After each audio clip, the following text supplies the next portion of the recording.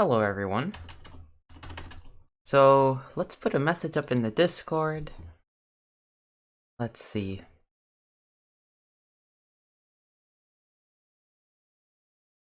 So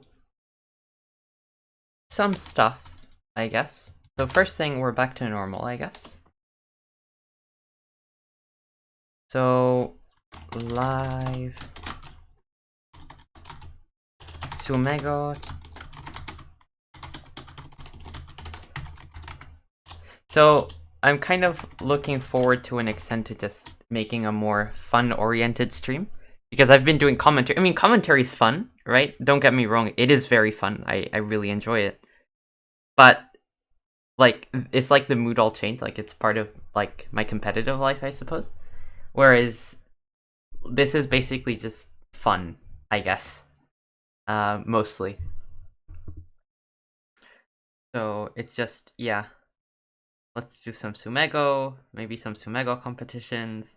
I think a lot of you people had channel points that you've been saving up to challenge me for games, which would be fun. So, etc, etc, etc. So it's like kind of getting out of the competitive mindset. Actually, I hadn't realized just how much time is being burned by a tournament that I play competitively, because it dominates my stream time, and then I have to prepare for the games. So like I practice more in the eve and during the tournament. And also I have to prepare for the games against specific players. So there's a lot of preparation that goes into each game. And it's like kind of the games themselves are no jokes. They take like 3 hours and something, right? Plus like preparing, I don't know, the setting up the cameras is like a 4-hour endeavor like every 3 days. That's actually a lot of time spent. I've had an unexpected amount of time recently. It's been nice. Let's say. That's been good. Just figuring out how close my mic should be and how much the level should be adjusted. I guess this should be okay. So yeah, a program for today includes basically, let's do tsumego for like an hour or something, which I haven't done in a while. I haven't had time to do tsumego on or off stream. At least not much, just a little bit. Like I used to be doing more. Now I'm not doing more. Now I'm doing less. Oh, hello, Rick Sagara. Tsumego! Yeah, tsumego. You know, I did tsumego like crazy. Like, I've done more tsumegos than most of you can imagine. Like, wait, wait, 1 second.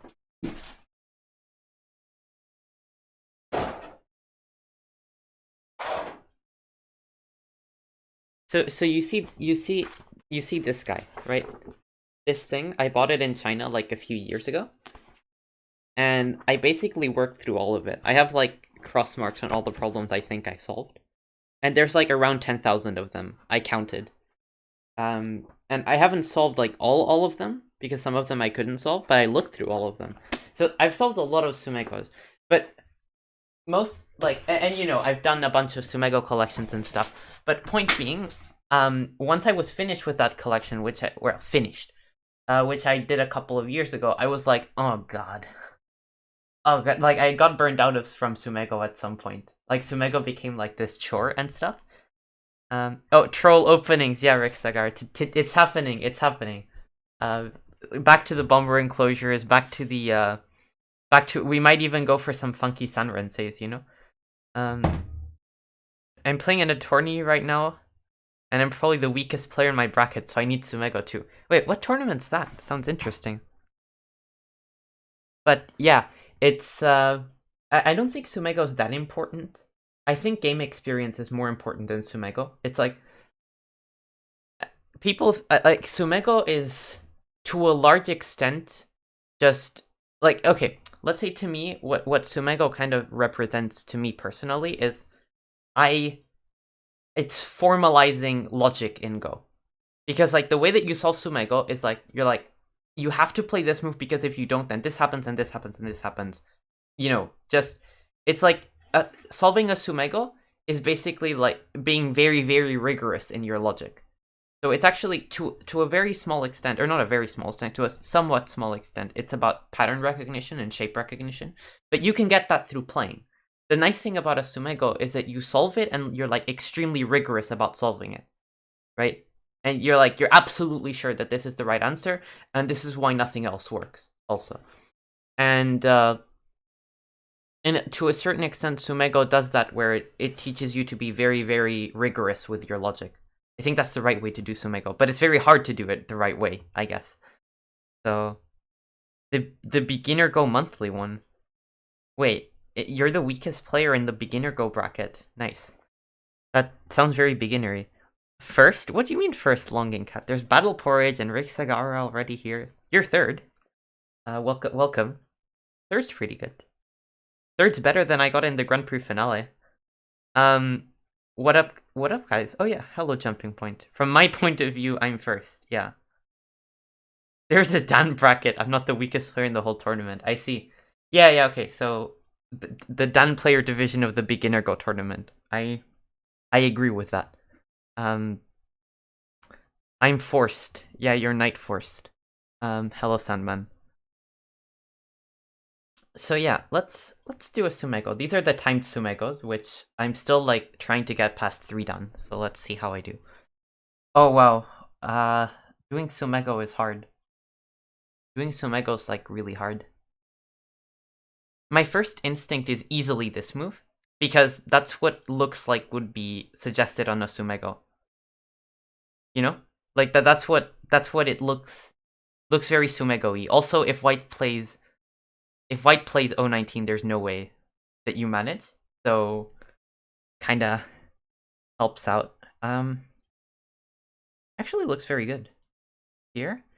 And then you have to start by taking. And then you have to play here. Oh wait, wait. Why is this wrong? So if you play anything else, like let's for a second demonstrate. So this happens, and Q17 and N18 are Miyai. Like there's nothing you can do about it, I think. So you actually have to start with this move. I was really shocked when I realized the word thrice exists. Yeah, it was invented for how many times you fail a tsumego before you get it right. You have to start by playing here. I mean, that's how tsumego logic works. Like, you have to sort of eliminate options, no? So you kind of have to play 019, because otherwise white lives. So... Oh my god, I'm so dumb. Okay, I'm really dumb. I'm really, really dumb. Game reviews for only 1,000 points? Oh, wait, that was meant to be 8,000 points. Oops. Wait, I'll fix that. Thank you for pointing it out. Yeah, actually, you just play here and here. Yeah, okay. That's terrible. I didn't mean the 019 move. Yeah, like, I basically, for some reason, I captured instead of playing here, instead of the ko. No, why did you say that? You could have scammed him. No. Wait, let me fix that. Where are you? So... I intended to change it, but yeah, wait. Sandman, you're getting refunded for that one.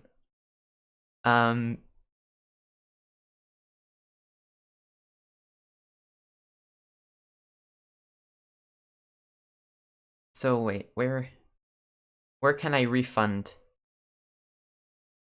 Should have redeemed 10 plus reviews as well. Wow, you watch me a lot.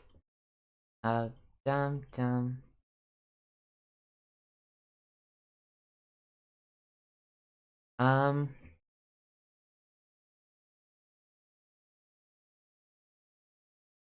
Okay.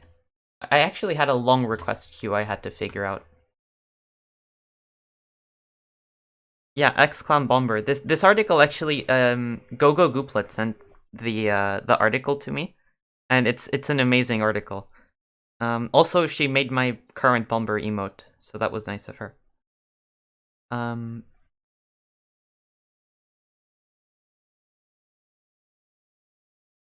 Wait, oh, oh no, I typoed. Oh no.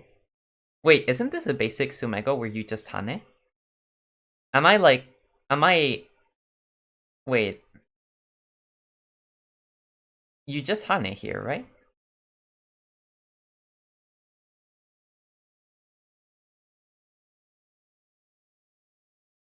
But actually, you don't have the move here, so it should be ko. Should be ko.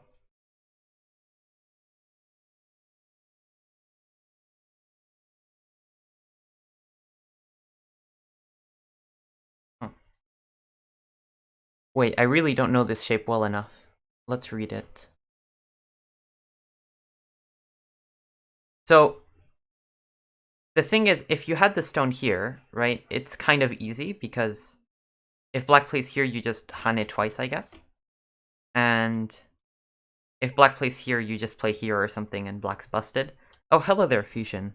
Fusion Lust. But I don't know the shape with this. Like, there's this move. Like, you can cut through here. And then this, and even if black plays here, you still have a ko. But I don't know if this is the solution. I should have tried it.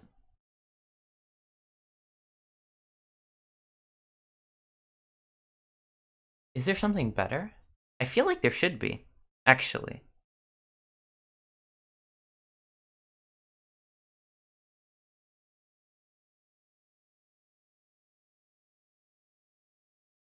Oh. Wait, can you still kill this? I think this is killable.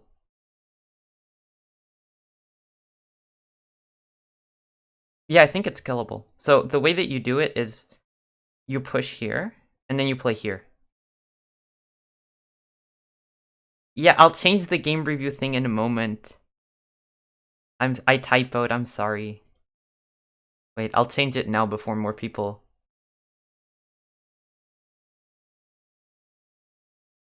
You you hacking trolls. So let's oh my god. I feel like not refunding it now. I'll refund them because I'm nice. Yeah, okay. But this game, this feels like you just kill, and the reason is that, you know, this looks like a Seki shape, except you took the Q17 Liberty. So if black plays here, you just play this, and then this is a dead shape, right? It's a bent 4, so you're okay there. And black never can make the liberties to not play that. And then, you know, eventually if black just Tanukis forever, white can eventually make you capture here anyway and then kill you. So this is the solution, I think. And here you just hane. Wait, no, you don't. What? You don't just hane because it's a ko. You just play this. Yeah, this one works. Okay.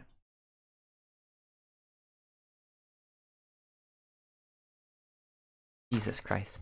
I should be more careful. Wait for him to fix the cost. You should be able to afford it then. Ah, God. But wait. What is this then?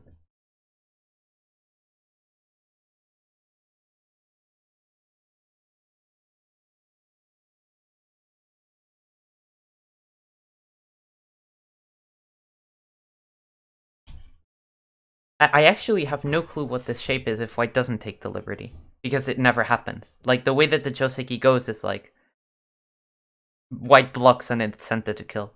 So how is it without it?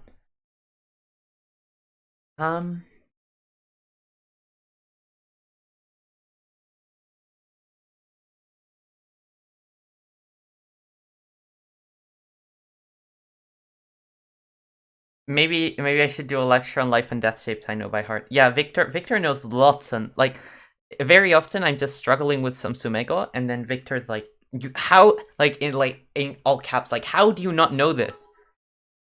Oh, thank you for the bits, Asker Tokinias 22. Hello there, welcome. Do you know this tsumego, by the way? I think some people might know this shape by heart. I don't know shapes by heart. Oh, onegai shimasu. Thank you for following. Welcome. So, yeah, it's ko. Yeah, I mean, okay, thank you, Sassy Cat.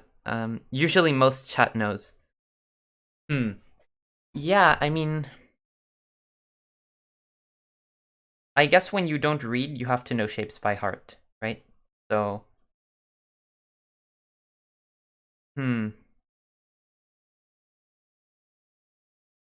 Jonas gave a lecture on it at tsumego+troll tournament.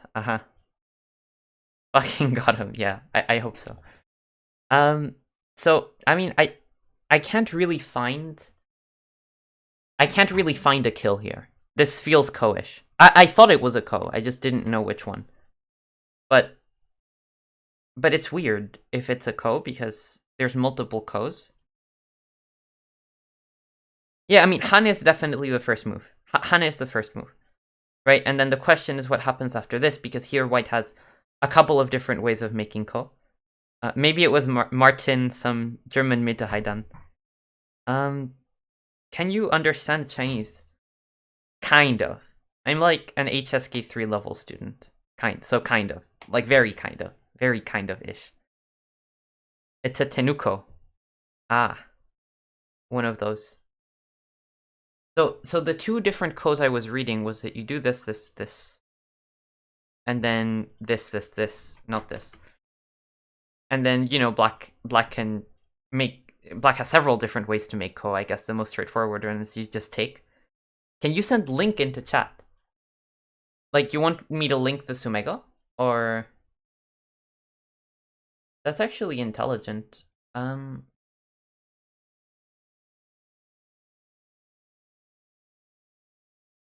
not sure how I can... I'm not sure I can send the tsumego. Oh, I can send this. Oh, this is really cool. Link this problem. Tell you what, I'll link the whole, like, collection on this corner that's on 101, I guess.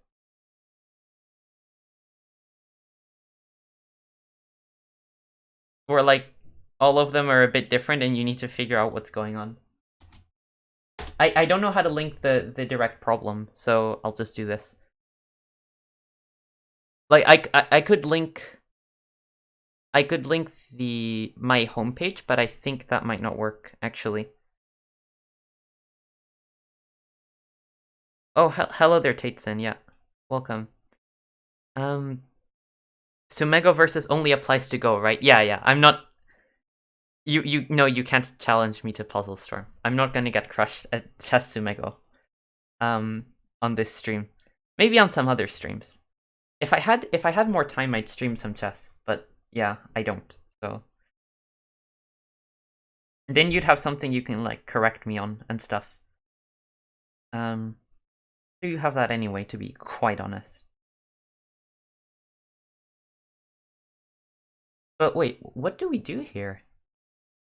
I think...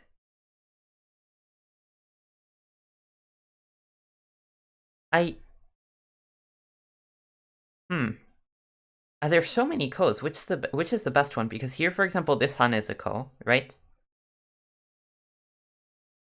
And this Hane is a nice ko because it's... Well, it's not really a nice ko. This isn't really a nice ko. Only one ko. Wait. What do you mean only one ko? This one isn't ko, or it's a very suspicious ko. Because basically black can take on both sides and then he's basically alive. So this one doesn't work, but the one that does work for white... I see two ones that work for white. So you do this, and this. And this one definitely seems like a ko. And the other one that seems like a ko is... You can push through here and play this move. Oh, Rick Sagara, thank you for the bits. That's cool. A new bits donator. I didn't know that the bits, like text to speech, doesn't read out emotes. That's a pity. None of those are ko. What? None of those are ko. This isn't ko? Oh, this one isn't ko. Yeah, this one isn't ko. I see. Because even here, even if you take, then this kind of sort of looks like a ko shape. The same issue applies where black just has extra liberties on both sides and it's just gonna capture you sometime. Yeah, okay. Makes sense, but... how does... Oh, that's how it doesn't work. True.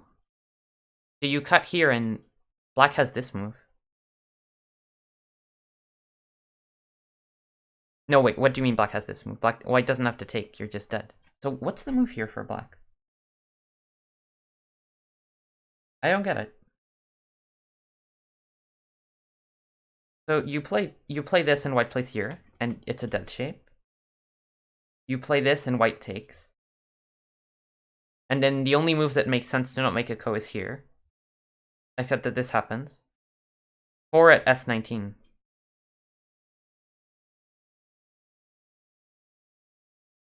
This move?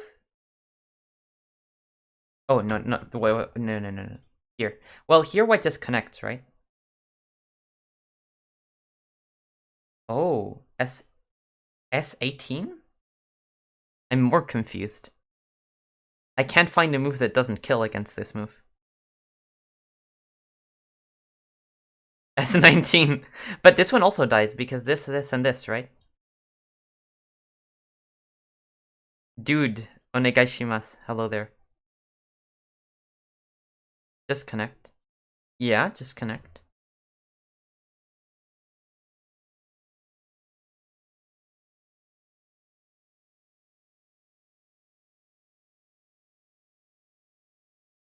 Oh, then S19, do you want to do this?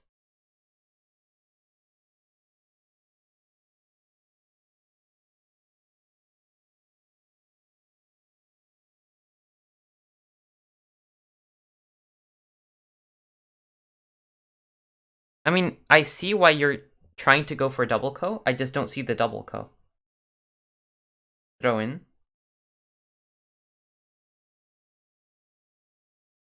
Like this. Like this.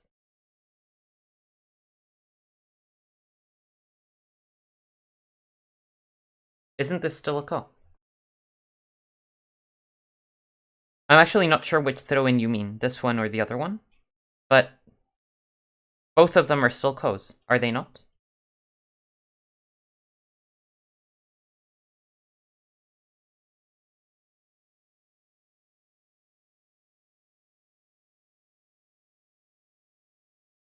This one's a direct ko as well. It's not a two-step or something. Am I wrong? Like, am I really like badly blind spotting something? Because for me, this looks pretty conclusive.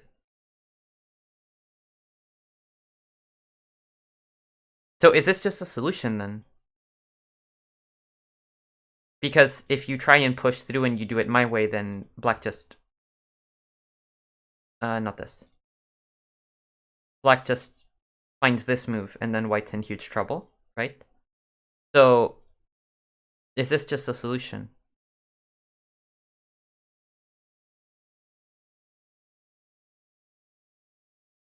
I think earlier someone mentioned that this isn't a ko, but I don't see it.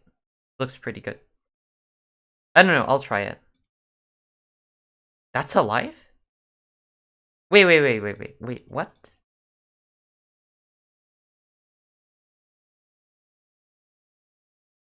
This is alive?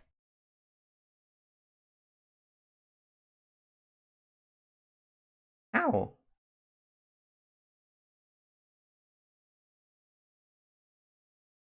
I'm confused. I'm very confused.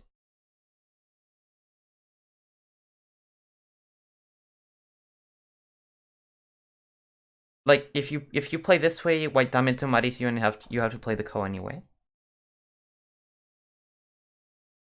I don't think this is a ko. I think this is just... Oh, I mean, it thinks it's wrong, but...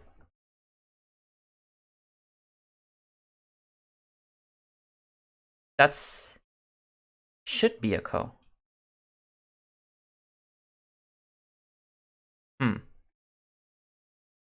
But, wait, there's just better for white. Oh, wow. Is there just better for white? Does white just have a better way of doing this?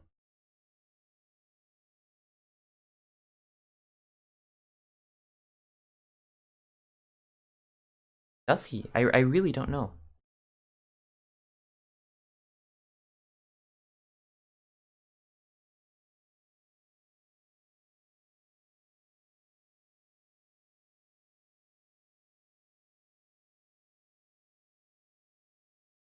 I'll work out a bit. I'll be back later. This Tsumego's too hard. Wow, but this Tsumego's intriguing. I've probably done it before in like, I don't know, some go school Tsumego, but it's been a while.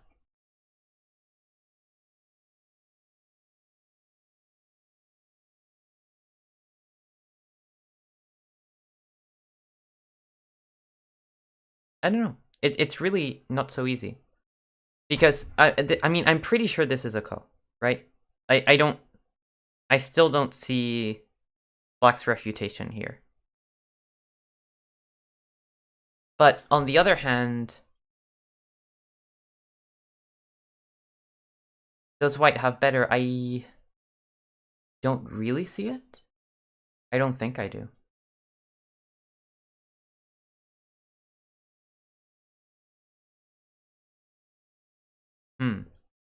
Oh, Elikadoch. I mean, I'm not quite sure how to pronounce that, but yeah, thank you for following. Wait, I messed something up. Wait, okay, I'm back. I can see chat again. This is only the second Tsumego. Yeah, but we're staying on it for a while for some reason because it's an interesting one. Hane then S19. Yeah. Oh, and S. Yeah, this is a ko shape, right? This, I think this is a ko shape because of.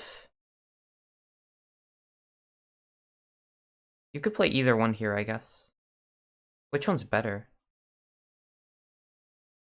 Oh, you can't play this one. You can't. So you have to start with this.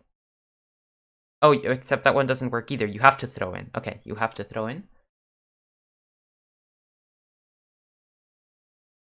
Oh, no, I don't know. I'll read this from the beginning with S19 as the next move.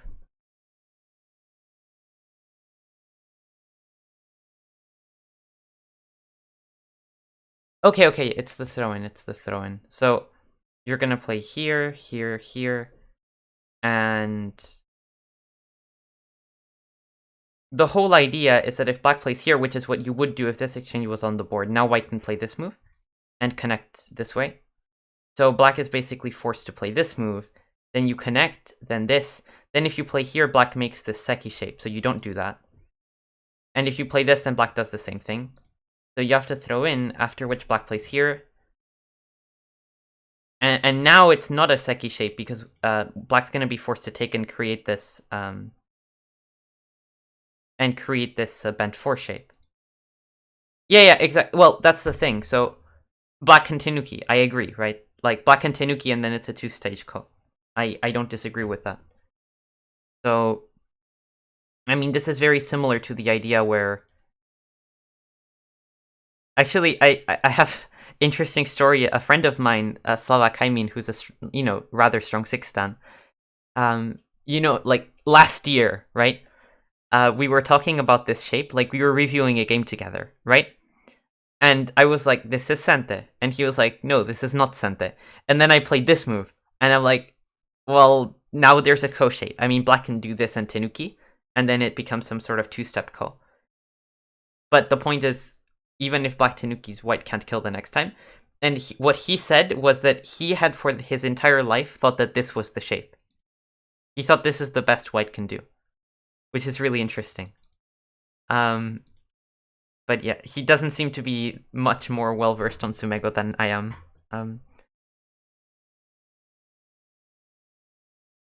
So, this is probably the solution that the computer wants. It wants me to do this, and then it wants to Tenuki for Black. Of course, Black could add another move and start a direct ko, but it's not worth it adding another move if you might lose the ko anyway, right? Like, imagine that...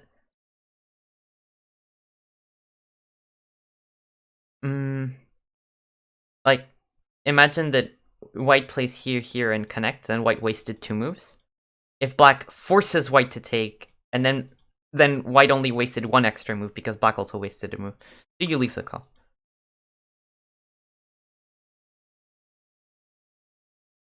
Now, the question is, what's wrong with throwing in?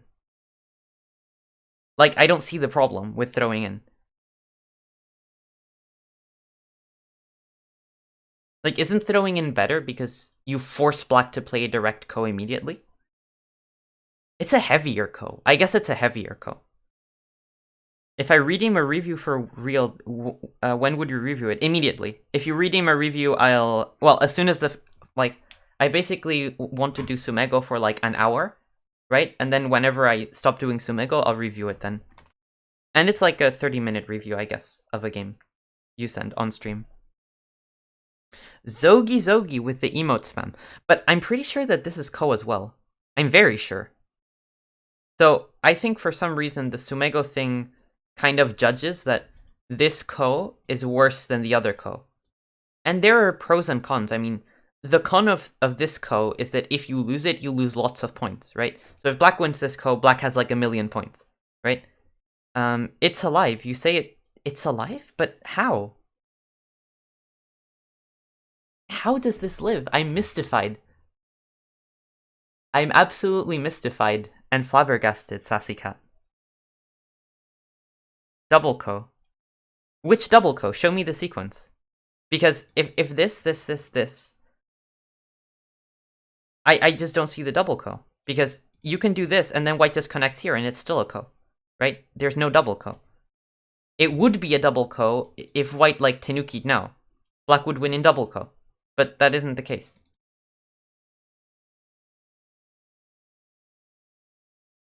T18 takes.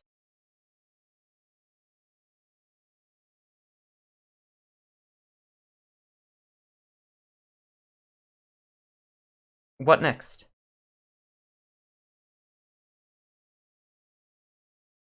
So you play this and white makes this ko, right? And if you play here, white plays here. And if you play here, white still makes this ko, right? Which we looked at earlier. Yeah, you Atari. And if you play here, white plays here and makes this ko. So for me...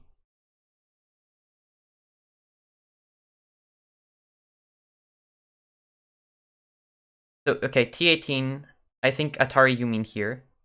Then I take. Okay.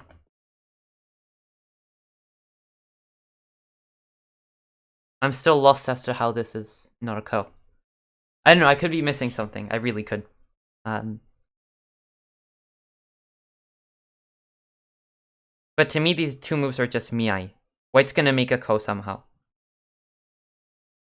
I think you're right. Okay, that's nice to hear. I mean, I don't particularly like being right. The point is, I wouldn't just like I'd be amazingly surprised at this point because I thought I read it rather carefully. Don't think too much because the problem maker just copying the book answer and he doesn't show every solution. Yeah, for sure. I mean, the thing is, I'm pretty sure the book solution's argument would be that this ko is a direct ko, right? But if you lose it, look at how many points you're losing, right? Like, white loses up to 10 points plus N19 endgame type of thing, right? Conversely, if you go for this ko, no, the ko difference isn't who takes first. So I'll elaborate this further. So, why? Okay, I'm getting a Skype call. Can you please? That's anyway.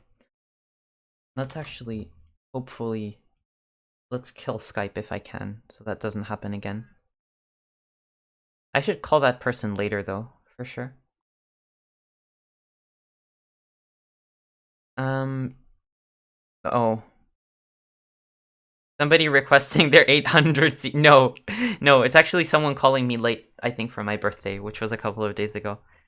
So anyway, the point of this ko, jellyfish, is that now black gets sent it. Like, if you play here, of course, white does take first. But the point is black doesn't force the starting of the ko, black tenukis, right? And then white is still playing a ko. Like, you can't avoid playing a ko even after black tenukis. So it's like white loses sente, but gets a two-step ko instead of a direct ko, right? And this result is... Right, the point is it depends on how much you value tenuki. Also, this ko is better for white endgame-wise, because even if black wins it, then white at least got the P19 and O19 hane and sente. So I think it's highly situational which ko you go for. Highly, highly, highly. Maybe this one's better. Probably this one's better. Probably. Because at the point that you're playing this type of endgame, then probably Tanuki isn't worth that much. So, okay. So now with 10 minutes left, let's look at our second tsumego of the day. It's fast-paced on this channel, I suppose.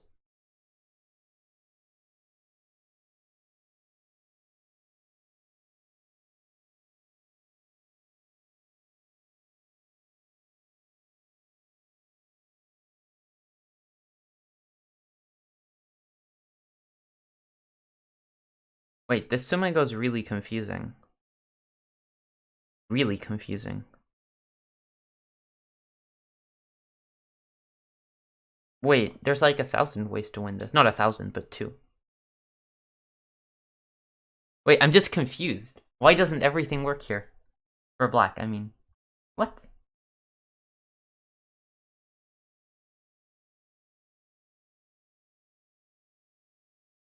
What?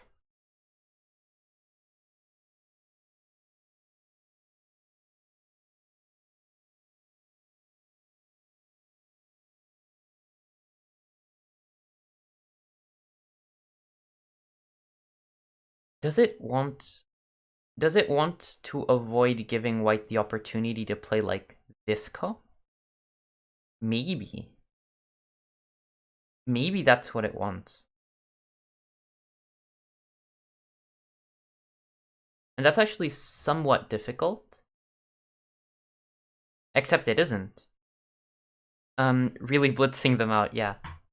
So what's wrong with this?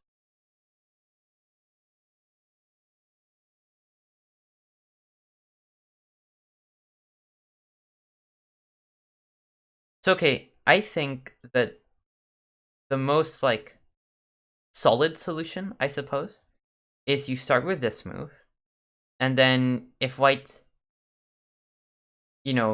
plays like this, then you can pretty easily avoid all types of kos, basically. And if white plays like this, then we play here, and here, and here, and here, and then we play this move, and then as far as I can tell, black's fine here, and the reason is that this move threatens to kill in one move, so white has to react. White pushes, you still have to react, then here and you're dead. So I think probably this problem is about getting t16 in. Like finding the right way to play t16 without giving your opponent any opportunities. Which is actually an interesting premise for a problem. Okay, yeah, that was the problem. But it confused me because it looked too easy. I was like, what's going on? And I guess it wasn't as easy as it looked like it would be.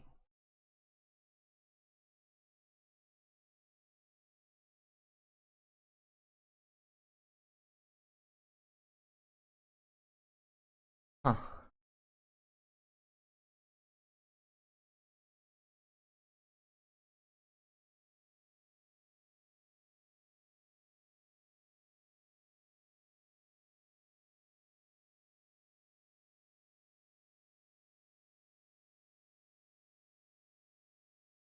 Oh, this move.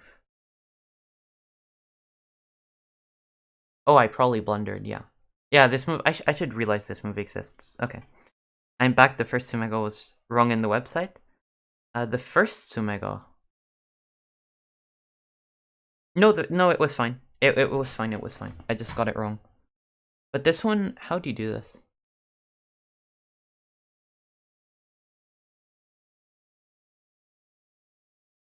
So, the problem for this one is that if you play like this, and then white hanes, imagine that you magically got to cut, then you're fine, because white can't take your liberties, right? So the issue is that white's never going to just answer, white just, for example, kills you, right? So, I wanted to hane, and then do this. And if white plays like this, I'll just answer, right? And I'll either live or I'll take. And then white played here, and I was like, oh. Because if this happens, and this happens, and then black's just dying here, as far as I can tell. So And if you play here, white plays here. So black has to find a cleverer order. Not sure which cleverer order.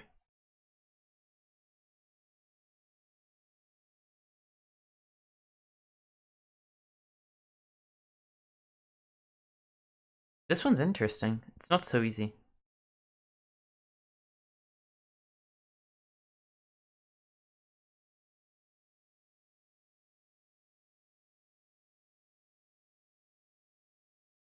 Hmm.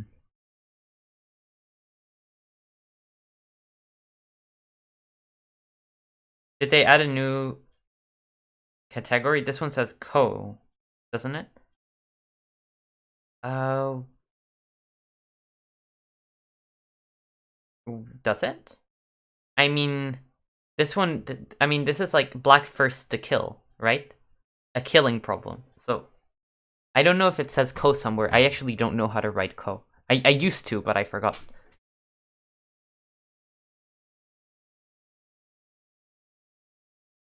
Oh, do you just play here?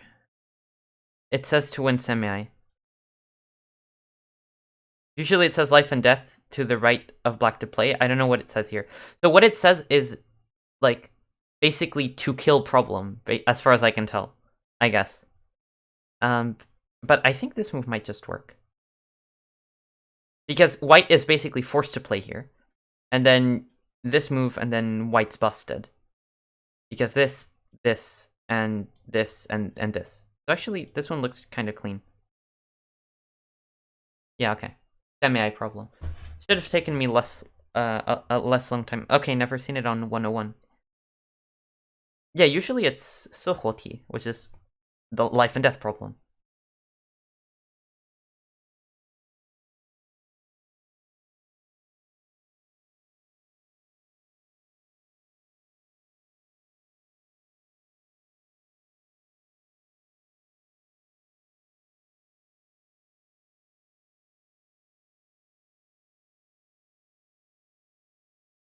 I mean, I found a ko. I don't know if the ko's good, but let's try the ko.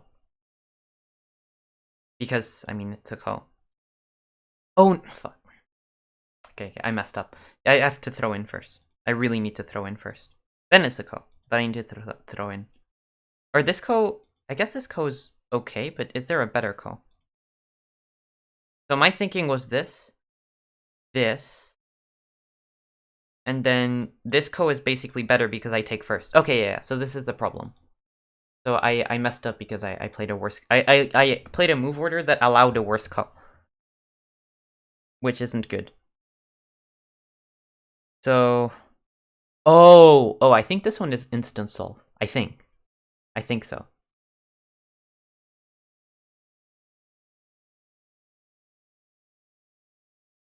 And it's a ko.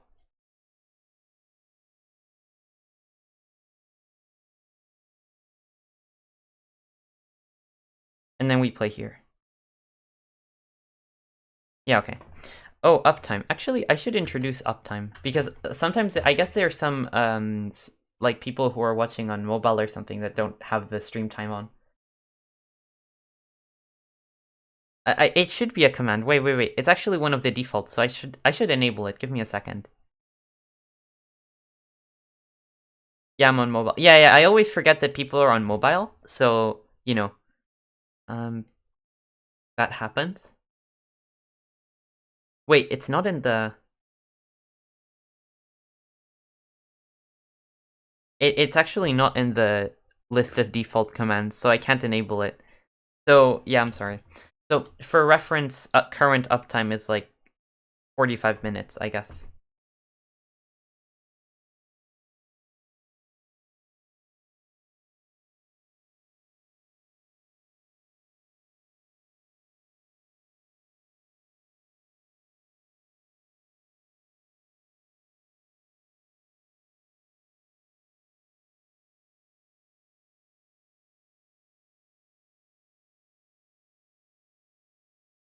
I mean, this one looks kind of...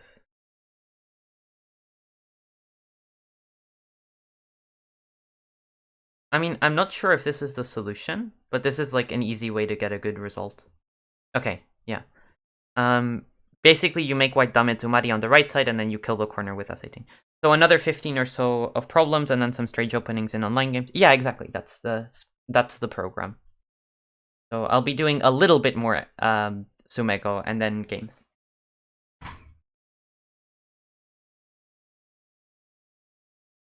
Also, you can choose the opening for like 1,000 channel points if you would so like.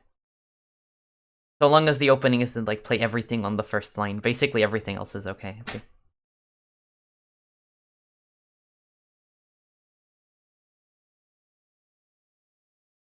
Nirensei. Wait, no. Okay, fine. I could play Nirensei, why not?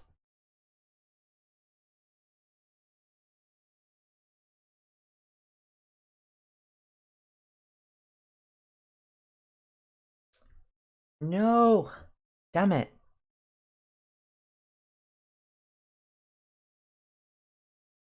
What a wacky opening, yeah. Wait, but I'm annoyed because basically I knew that... So the easy solution to this is 1, 2, 3, 4, 5, 6, 7, 8. And then you play here and it's just a dead shape. But of course, white's not going to play here, white's going to play here, and if you play this, white's going to do this move, and at least force you to play some wacky ko. So I expected this move, and I was like, oh, I'll find an answer, right? Except I didn't. So, oh, you just play this move, and then you throw in. Because if white plays something like this, you just exchange these, and then connect anyway, and make the dead shape. Okay. Oh, okay. It's a pity it didn't... Oh, my... Oh! Oh, wow. Oh, careful with the order. Yeah, good point. Wow. Like I said, tsumego rewards a little bit of rigor. So they're actually the same. Both of these are equally hard because you still have to find S19. Both times you need to find S19. So if you play here and here, it looks easy, except white will play this move anyway. And if you capture, white lives. And if you play here, then you can't play your vital point anymore. Wow. That's really cool. Cool Beans, I'm looking forward to seeing what you play. Learning about openings other than the Italian rekindled my love for chess lately, which led me back to Go. Oh, yeah, I see. Yeah, other than the Italian, that's pretty important. Fred at Jamie Go, thank you for following. Yeah, I mean, in chess, the Italian makes every game look the same, basically. That's kind of boring, I guess. And there's like a lot of offbeat openings that aren't known until much higher levels. Like, for example, I play at what is kind of the equivalent, I guess, of like 1Q level in chess, right? And at my level, I feel like nobody knows theory on, like, I don't know, if you play like the Caro-Kann or something against e4, right? Or nobody really knows what to do if you play, I don't know, if you play with white something like ready and like the ready opening. Like I don't just mean like knight f3 on the first move. I mean the actual ready opening. Probably people don't know anything, right? What's the equivalent of 1Q? Like what rating? So basically I mostly play classical. And I mean, okay, I do sometimes play blitz, but like I don't really care about blitz when I play more like seriously. When I play at all seriously, I only play classical, which means I don't get to play much. I don't get much time to play classical recently. But in classical, I'm like 2000 on lead chess, and I've been told that's around 1Q, 1Q, 1 done border, like maybe 1 done, but I don't know. So C4 is nice. Yeah, C4. I mean, C4 is never a move. Like, okay, I've always played. You say classical, so I'm assuming lead chess. The other side uses rapid for half-hour games. Yeah, I lead chess, and I usually play like half an hour. Sudden death, I guess. The botvinnik English. I wish I knew what that was. I know no theory. I never studied theory in chess. Like nothing at all. I know a lot of. I don't know if the English. If I had to guess, you're gonna fianchetto on G2 at some point, because like every Tull versus Botvinnik game is like a King's Indian where White Fee and Ketos. So that's my guess, but it's purely a guess. Absolutely a guess. I have a 2 category in the real world. Not sure how strong it is in Go. Yeah, and you put your pawns on light squares. Okay. Yeah, that makes sense. And 92. Oh. I can see that, yeah.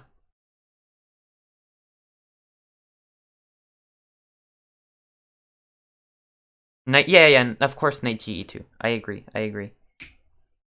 Yeah, I mean, I don't know that system because I've never played the English. So I usually, if I play white, I play d4 c4 against basically anything. So that means I'll either get into some King's Indian stuff usually, or like a Queen's Gambit, usually declined.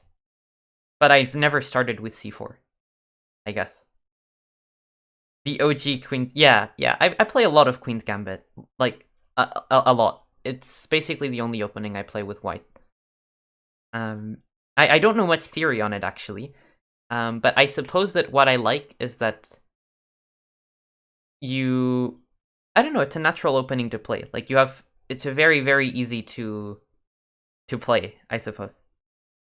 I think being good at opening is slightly more important in chess than in Go, but only slightly, okay.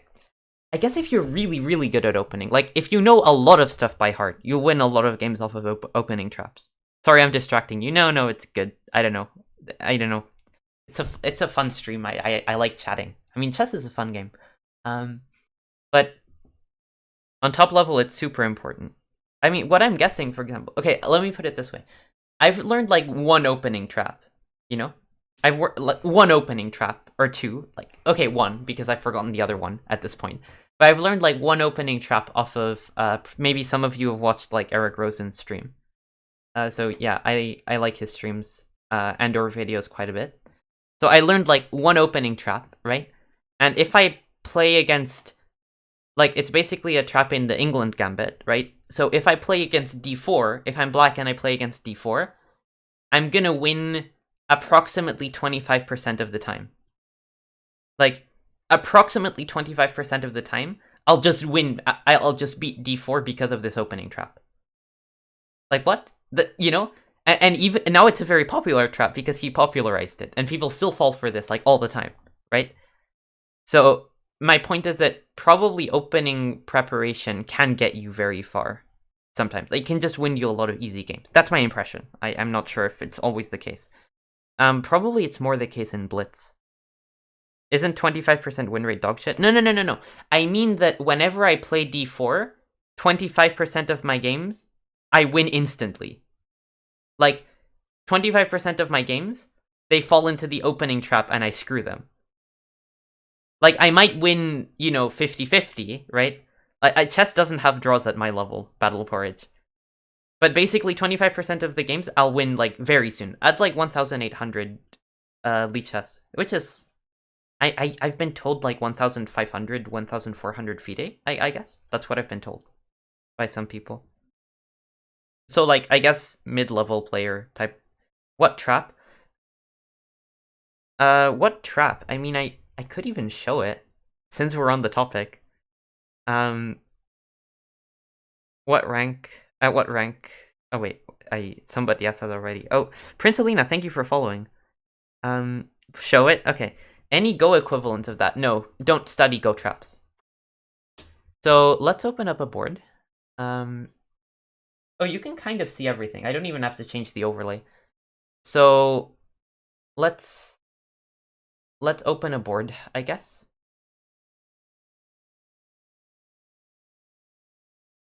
Oscar is about 1Q at chess, I guess. Just play a game. I mean, I've actually thought of streaming chess. I just really don't have time for it. I'd love to. Maybe on some, like, summers or stuff, I might stream. I mean, I don't even have time. Like, for example, the one thing I'd really love to do in chess is play the classical arena. The weekly 6-hour classical arena. And I did it once. where I like sat down. I had a lot of time during Christmas, and I was like, okay, I'll play the classical arena and take all the games super seriously. I'd love to do that, except I can't. Okay, so we play here. Like, okay, this is as black, right? How do we? I mean, I guess we don't have to flip the board. Finally, I can learn something from this stream. Yeah. Hello, Freda. So you play the England Gambit, which is terrible, right? And white takes, because white always takes. Then you play bishop here. Wait, this is so hard from the other way, like the other way around, if you don't flip the board. You pull your bishop out. And then, oh, okay, I remember now. So white plays a move, right? Find the flip button. I remembered it now anyway. He's teaching on some one-turn kill, I guess. You can handle it being mirrored. Yeah, I think so. So you play here, and then white takes. And the thing is, this works especially well in blitz, because or in bullet, because then you're always pre-moving, right? So basically, you even, what I do is that I pre-move e4. I pre-move e5, so it looks like, I don't know, I played it by accident. Then I pre-move this pawn move, and then I pre-move this knight move. So it looks like I'm just blundering, right? And then white's like, oh, free pawn. I mean, it works so well in blitz. Like, you just pre-move all the moves. Seriously, when white plays d4, I could pre-move these next moves, and it works 25% of the time. Dude, that's dumb. That's dumb, but it works really well. I don't care if it's dumb. It works so often for me. Is this some kind of Go where the 8 times 8 dots are squares? If your opponent is not dumb, you're lost. Well, of course but dude, I would never play this in classical. I never play this in classical. I play this in blitz and bullet, where people aren't careful. And also my blitz and bullet rating is much lower than my other rating. I mean, I guess I play at like still 2Q level or something in blitz and bullet, right? But I'd never play this in classical. Well, it's true of chess in general, right? Yeah, I guess. But I mean, basically in classical chess, if your opponent pre-moves hanging a knight, that doesn't happen. So you're like suspicious, right? In bullet, it happens all the time, so you just take. Also, what's the winning move for black here? Still 2Q in bullet. If your opponent is not bad and you're good, then the game is a draw. Bishop f2. Yeah, just bishop f2, one legal move, and then you take their queen. Right? And like, I haven't lost a position. Like, I haven't lost a game from this position because it's completely winning for black. And it happens so much. Like, it works a lot. Like, keep in mind, one of the most popular chess streamers, right? Like, one of the most popular chess streamers showed this on his stream, made a compilation of him playing the gambit, like this, like, trick opening trap, right? And people still fall for it, like, all the time. It works so much at my level. It really does. So my point is, probably opening preparation does matter a little bit. It's a chess hamete. Yeah, except chess hametes are actually useful sometimes. That's the argument I'm making. Go hametes almost never are helpful. OGS says 5Q is 1500 elo. Is that reasonable? I don't really know how OGS elo works. Let's say. I don't know. Also, yeah, 1500 elo were. I don't know, I got a few good wins out of the 19-point trick. Then what's the 19-point trick? I'm intrigued. Go is a deeper game than chess. The elo skill in Go is longer than chess. Also, yes. Gordian05, thank you for following. So yeah, that's the opening trap. I might stream some chess, but probably only like on holidays, basically. 19-point trick play. Okay, wait. Let me click on this. Oh, I know this one. Yeah. I meant comparable to Lichess or Chess.com. Okay. I don't really know, to be quite honest, because I don't know how OGS elos work, let's say. I don't think the OGS devs know either. Like, yeah. Yeah, this trick play, I have a friend who plays this trick play, or like who played this trick play. Anyway, my point is, right, that if you're playing a game of Go, right, you can avoid trick plays very easily. Like, I don't know if any of you have seen me play much. I mean, I guess on stream. I play like the simplest, easiest, nothingest Josekis, right? Because I don't know Joseki theory, because I think you can play the most simple Josekis in the world and not be at a disadvantage. You don't need to know all of this dumb theory that somebody cooked up, right? I want easy done. Which tricks should I use? So I'm sure that some people play into trick plays, but I wouldn't. Like, if somebody plays 7-3 here, it's clearly preparation, right? Easy trick to get done level is called get good. Yeah, playing on Fox is also a good trick. I see. Then what's a better server? I used to play on KGS, but it seems to have changed companies or something. So IDK if it's the right one. I mean, I'm not saying that OGS is a bad server. I'm saying that their rank system is very suspicious, which are two different things. OGS has a lot of good parts about it as well. So, like, personally, I really like how you can share links for the games, because it makes the diffusability of Go much higher. KGS is, I know it has a browser client. It's just terrible. So I also don't know Joseki very well, but my approach to that is to play wild shit that I know my opponent won't know either. Okay, mine's different. I just play the simplest Josekis possible, and then I'll win off of understanding. That's the idea. So I don't play wild and crazy these days. I play scared. Wait, here. Okay, this is first move.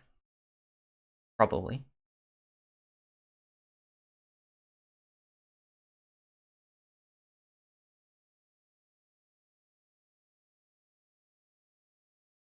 Oh, you can force a really weird type of ko here.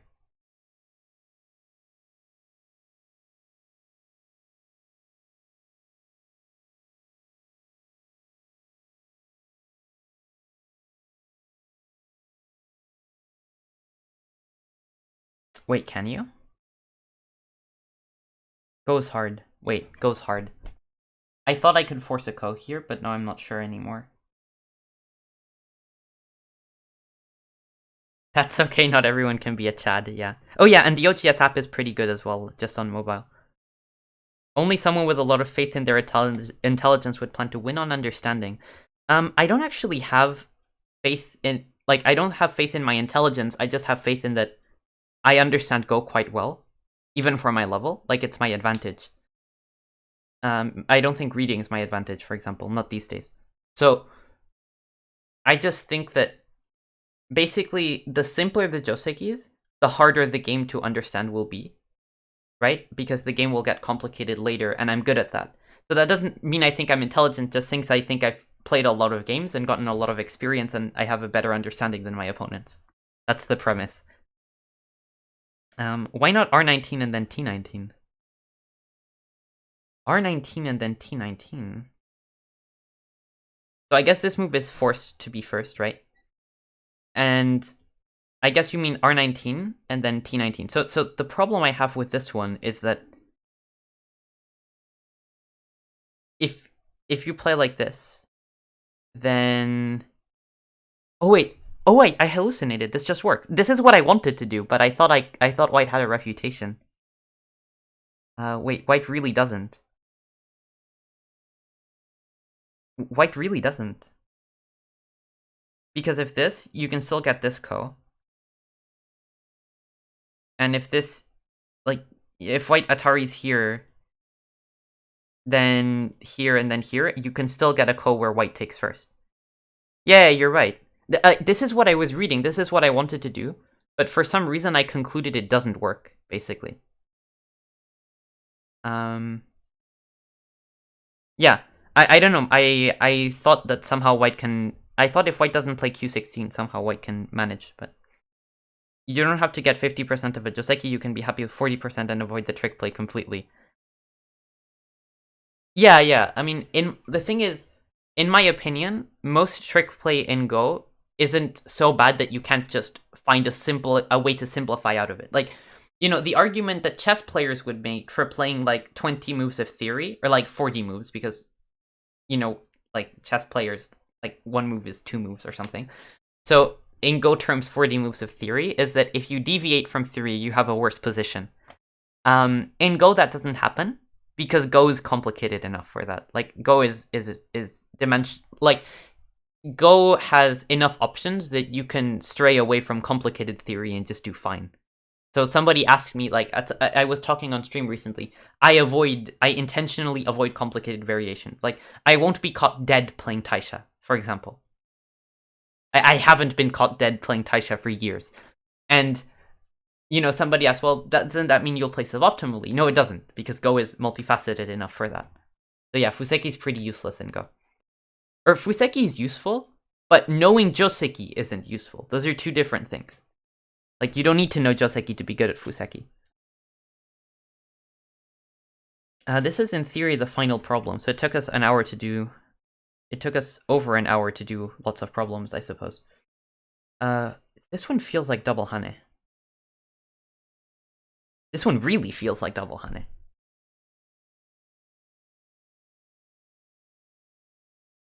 Now we play here. Still. And now we make a ko, right? Can we make better than a ko? I don't think we can. Okay, yeah. Nice. So the cool thing about this tsumego is that... like, imagine that white plays here. You double Hane anyway, right? And then if white plays here, then you just make all of these Atari exchanges. Or I guess you don't need to. You can just play here now, and then make the Atari exchanges later. And if white plays here, you cut this way. And then if this, you double Atari, and white's in trouble. So, yeah. You're at least gonna get this type of endgame. So yeah, that's just the idea. I'm ahead after 50 moves in like 90% of my games, but I still win only 50%. I'd much rather be good at middle game at Fox 5 to 6 then. Yeah. So Asker Tokini has, like, I think he knows a lot of bot stuff and is quite, like, interested in what AI has said over the years. When I met him, he was, like, really obsessed with AI Fuseki and stuff. And I don't know if at that point you had realized it's patently useless, but, you know, it's... yeah, it sort of is. Imagine not being behind after the opening. Yeah. I mean, I'm behind after most openings, I think, in the computer. I had no human teacher at the time. I see. Okay, so streams have been going on for a little over an hour. What I'm gonna do is, because I'd sort of like to... So I'd sort of like to do one more session. I'm not going to review any of the tsumegos, and I'm basically not going to address chat. I'm just going to do 10 tsumegos one after another, and then I'll go back into Fox games. So see you when I'm finished.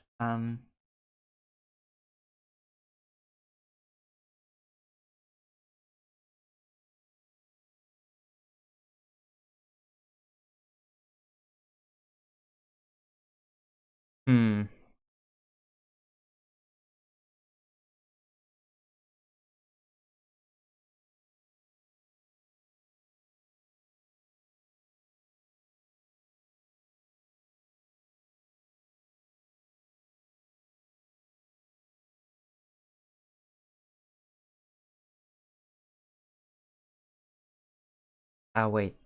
This one doesn't work out. I'm not sure what I could have done. Okay, next one. Should I Han it? Probably I should have Han it first. Hanning first is a good idea when you do tsumego. Always Han it first.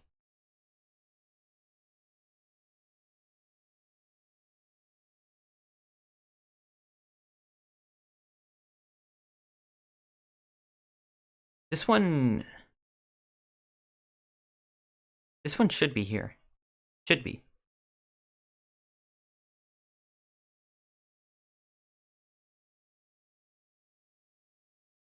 And now it should be here. Okay. Yeah. This shape I just know too well. So that's two problems. Oh, this one should be easy because there's a very clear objective. Just take the eye. And it feels like this move. Because if white blocks t13, then we make t15 and it's a monkey jump connection. If white plays from t15, we connect. And then it's actually a no eye shape. And then if white... This one's pretty easy, I think. Okay.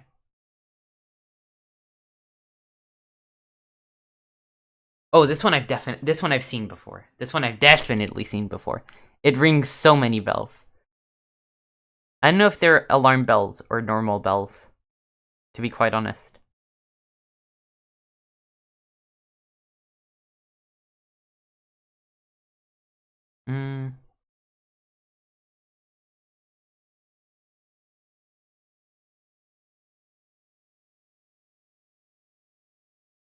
Oh.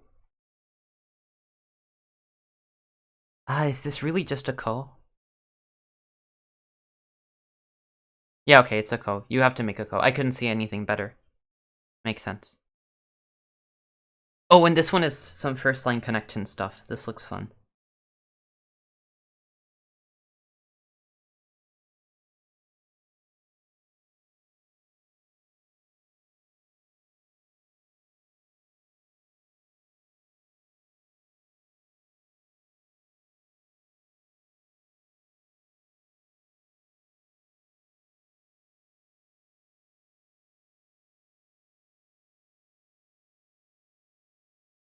Has to be this move first. Like, not has to as in I've read it has to. It's has to as in that's how most tsumego starts. That starts like this, you know? Ah, wait. I ran out of time. I had to play something, I guess. But, I don't know. 3 things to watch out doing tsumego. Reduce available space, key points. Yeah, reduce available space is the best one. Oh, hello, Tamotus. Anyway, I'll continue doing it. I just want to do this session and get to Fox Games. So, the tsumego stuff is a Fox feature? No, it's 101weichi.com, some website that has a lot of cool features. And I swear that they don't sponsor me yet.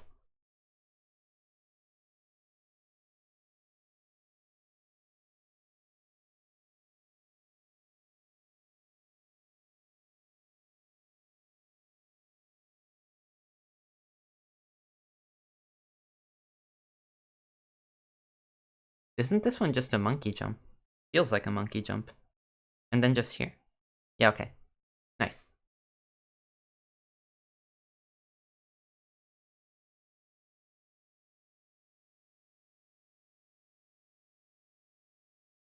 Oh, I think I have an idea about this one. So, probably Hane, and then push, and then S14. No, S14 doesn't work. Oh, then this one? Except that doesn't work either, damn it.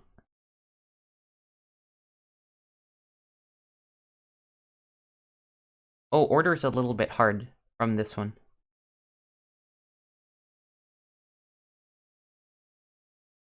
Yeah, order's hard on this one. I couldn't get the order right. It's an interesting problem. I really couldn't get it right in time.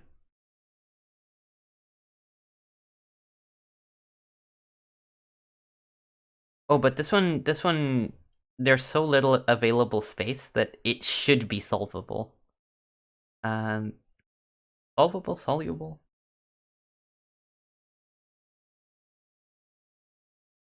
I'm thinking R19 as first instinct.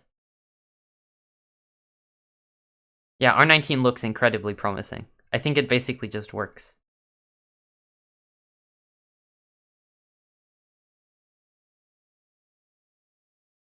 But it only works for Ko. It only works for Ko. I only noticed it last minute. But this one should be easier than that. What's the move?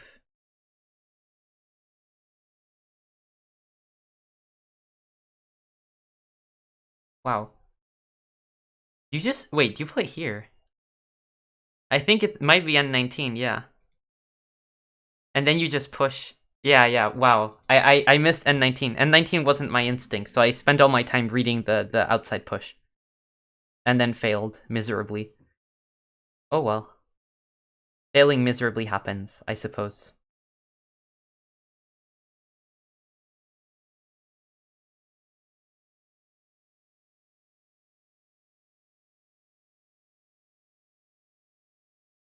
I think this one is S19.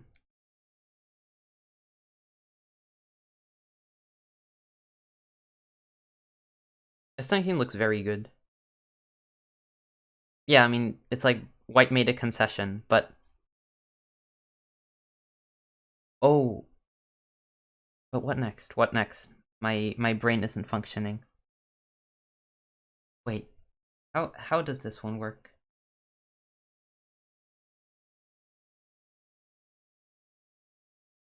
Huh. I don't know. Very interesting problem. My workout is done. Nice. You were chatting earlier. Were you chatting while working out? How does that work?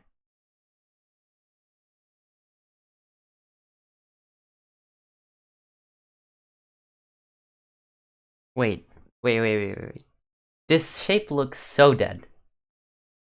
This shape's alive. You're telling me it's alive. It's so dead.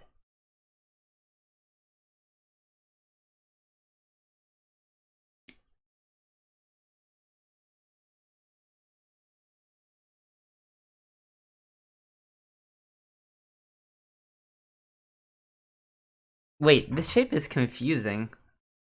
How is this a Ko? Like, it looks amazingly dead. Like, I would take like one glance at it and say it's dead.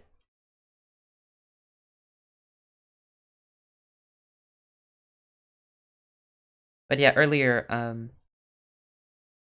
the teaching tool, something that Ascar Tokina said earlier, I guess that a teaching tool makes it possible to learn AI Fuseki pretty well, so I focus on what I could understand. I'm not sure you could understand it. You could copy it, I guess. And earlier also, I see. Well, that explains why I hit a wall at 3Q KGS. I studied the wrong material. I'd be interested in hearing what the wrong material was, in your opinion. But yeah, leg exercises for which I had to stand anyway, and then I chatted in the breaks. I see. This one might involve T19 if white resists the Ko. T19? I'm not sure which order you want to play T19 in.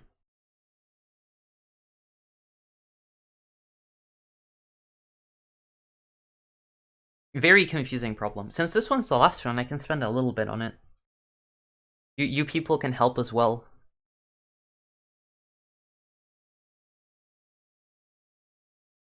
Oh, 19, Q19? Oh, this Ko. Wait. Am I blind spotting the most? Oh, I'm blind spotting the Ko. Really? This stuff. Okay, I'm not. But there's something even better than this. Better than this Ko. In this shape. I'm shook.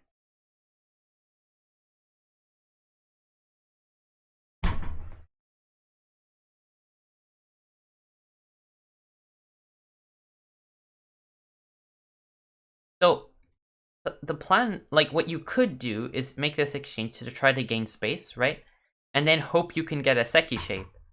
But hoping is, like, the first step to failing, because white plays here, and how do you get Seki space here? it's not gonna work out. I don't know.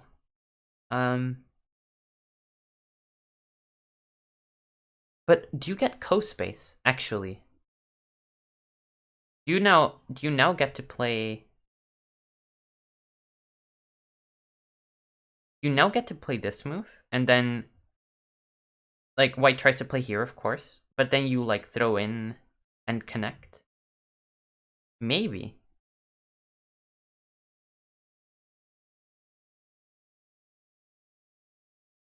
This actually looks like a ko. Wow. My first instincts have been thwarted. That's really nice. If this works. Let's try it.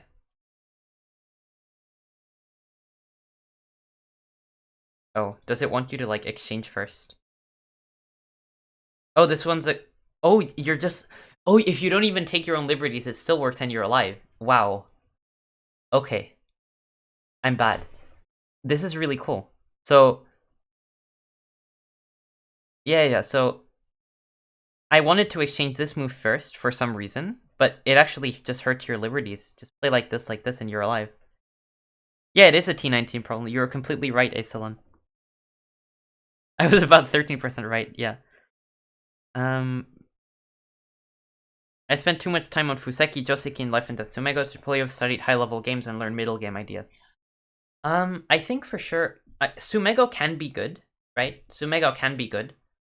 But you have to do Tsumego the right way. Like, for example, on stream, I'm not entirely doing Tsumego the right way, because I'm not as rigorous as I could be. Like, when I actually do Tsumego just on my own, I mean, there's two different types of Tsumego. You can do timed Tsumego to train fast reading. You could do that. But you could also just play fast games for that. I think Tsumego kind of teaches you to try and be rigorous with your thinking. But on the other hand, yeah, Fuseki, Joseki is not very good. Like, Fuseki and Joseki only is useful if it teaches you general concepts anyway. Like, learning the actual variations is useless. So, my favorite is Toilet Tsumego. Huh. Jumping Point, thanks for following. Welcome. So, I guess you recommend to work on Guanzipu. Guanzipu is interesting because I've done a few different collections, and I wanted to pick up another one, so I downloaded Guanzipu like 5 days ago, off of recommendation from my teacher, and the problems are really interesting. I recommend them, but you need to have relatively high level, and the interesting thing about Guanzipu problems is that usually they have a lot of depth to them. Like, they're not just learn this shape, they're like, and they're not always just you have to kill or you have to make a ko. Sometimes it's just you have to get the best result, which is just some endgame, right? Or it's just some slightly more optimal. So one nice thing about Guanzipu is that it's not always clear what the result you want in the Tsumego is, which is more realistic and game-like. And the other advantage of Guanzipu is that the problems are really cute. Like, the problems are just really cute, really detailed. So it's a higher level, very much a higher level collection. From my limited experience of it, I've been working on it for like a week. But yeah, it's yeah, that's the idea. Learning which Joseki to use in which whole board situation is a little bit important because a lot of people just play their favorite Joseki regardless of what's good in the situation.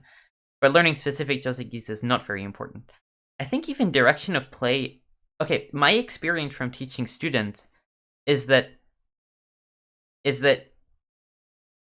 direction of play is much less important than shape feeling. Much, much less important. Do you have any book recommendations? I own a copy of Invincible and some theory books that were popular a decade ago. Anything new? I rarely learn off of books these days. More than anything, I'd say that I just don't have much experience on books, let's say. Want to play? I'm 5 to 6 on Fox. I mean, viewers can play, but it's actually a channel point reward. Otherwise, I kind of just play on Fox, I suppose, with people. You can try and snipe me, because I play at 6 on Fox on the Smurf account. Guanzipu is recommended to like 6 to 7 on Fox. Has some queue problems too. Yeah, Guanzipu is more of a... yeah, 3 down plus is probably correct. Me weight points. Yeah, feel free to challenge me then. How would you recommend I learn about shape stuff? Game practice. That one's definitely game practice. 100% game practice. So shape feeling is game practice. And the other thing you need to do, like, when I have students that ask me about that, because ultimately, like, I think one of the reasons that you're in trouble, that you're losing games, right, is that your shape intuition is off, right? And one of the recommendations I have for them is pro games. Yeah. So shape feeling, I think the best way to train it is just playing lots of games. Serious games, like not just putting random stones in a blitz game. Like if you spam a lot of games, your shape feeling will improve. The other ways you can try are pro games, because pro games will pro games will kind of teach you what shapes professionals value. So replaying pro games, and that's actually one, in my opinion, one of the better or more like well thought out aspects of how they teach Go in Chinese Go schools to Chinese kids. They very often just tell you, okay, here you have a bunch of problems, right? And not a bunch of problems, a bunch of pro games, and just replay them. Like, you don't need to understand them, just replay them and just improve at them, right? And just like absorb what they do, right? Just absorb what they do. And probably that's actually, I think that's one of the better aspects of training in China. Because pros can teach you a lot of shape feeling. The other thing you can do is play games. So I think it's either watching professional games and seeing what shapes they understand and they like value, and also playing your own games and learning from that. The other way that I recommend students try and improve their shape during the game, right? Because shape is something that can come naturally, but to an extent it's something you can train. I recommend a lot of my students try and during the game, they look out for what I would call good shape. And what I call good shape is you limit your opponent's liberties and you limit your opponent's ice space, but especially their liberties. So often good shape moves, like moves that a professional would just like, get you lots and lots of liberties. Very liberty efficient. And often very eye efficient as well. So go to the generator and pick one you like. Okay, there, yeah. Choose an opening, the classic battle porridge, the porridge bowl, I suppose. Pro games will teach you to make good shapes and how to respond when opponents try to break them unreasonably. Yes, that's true. That's why game experience is important, also. I must snipe you. I look forward to that. Yeah, I'm opening Fox now, so give me a second to fix the overlay. So, Fox.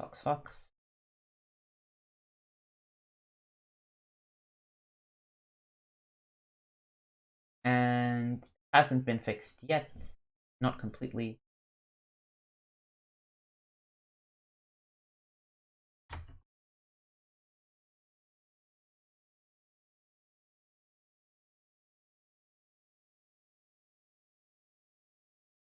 How does this look? Not perfect. Wait, let me fix that a little bit.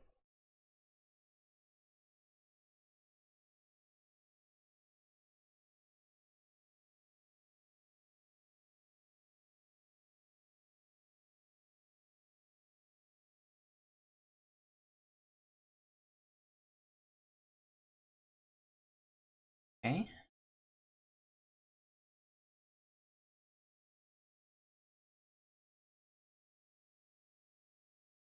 And there we are. That should be good, overlay-wise. So actually, this chat box is a little bit too far up. There we go. That should be better. And there we are. Endgame is so dry yet so necessary. I know some basic endgame counting techniques taking Senta and got into consideration. Yeah, I think endgame... I think endgame has this thing where... you don't care about it much because not many games decide it, but the higher you go up, the more you realize that you have problems. When do you queue? Not yet. Also, sniping should be an art for you. You have to sort of figure out,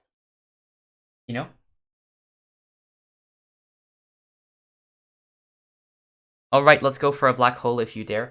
Okay. So, now there's 2 openings queued. I won't be accepting more opening requests for a little bit because we already have 2 games. So, one of them is Battle Portage's opening generator, which I have to go generate a random opening now. And next is the black hole. Okay.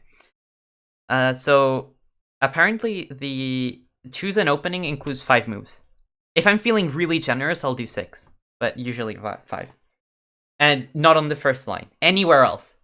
So someone said Nirensei, like Sanrensei, but on the second line. That's good for me, for example. Okay, so let's go to the Discord server, and let's find Battle Portage's generator. Baba, your request is next. Wait, Nirensei? Oh, wait, it's just 244? It's not Sunrise. Wow. So I made a guess basically. So what I guessed was that Ni is like 2, right?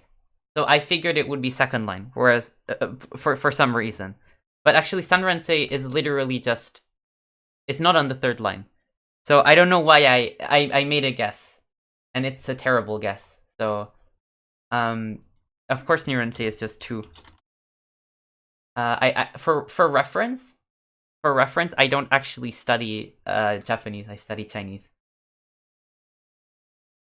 You were logically assuming I was suggesting a troll opening, but I was trolling the trolling. I see. Nijensei. Nice. Good morning from the USA. Hello there, Dusty Baduk. So, wait, but I'm actually having trouble finding Battle Portage's generator. Where are you? Like, it was linked in chat at some point in, like, the Discord, but where are you? Pin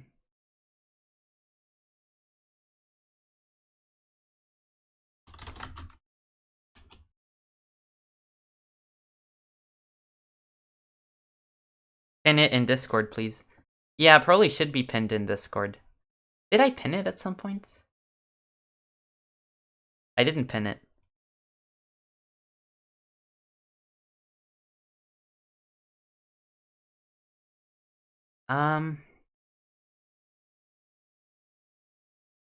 Wait, I can't find it. I can't find the generator. Oh, wait. Let me just... I might be able to go, like... Oh, thank you, Battle Porridge. Porridge Bowl if white or second game. So, okay, okay, the... Let's see, new opening. Okay, we'll do this one. It's one that showed up.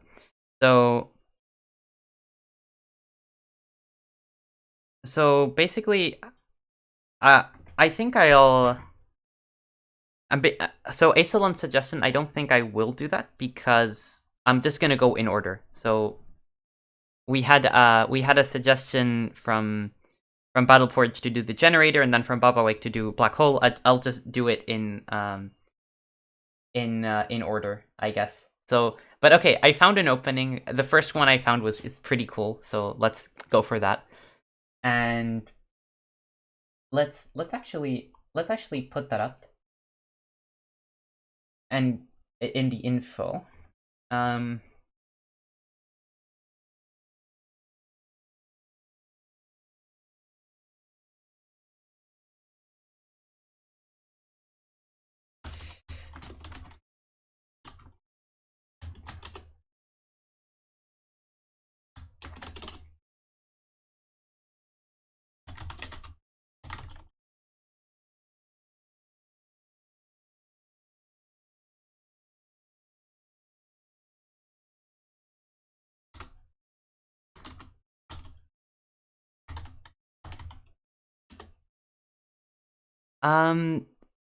so I don't know.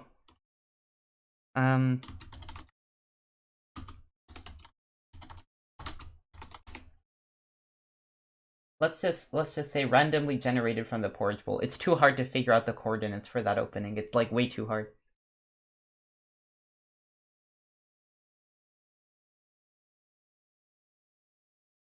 And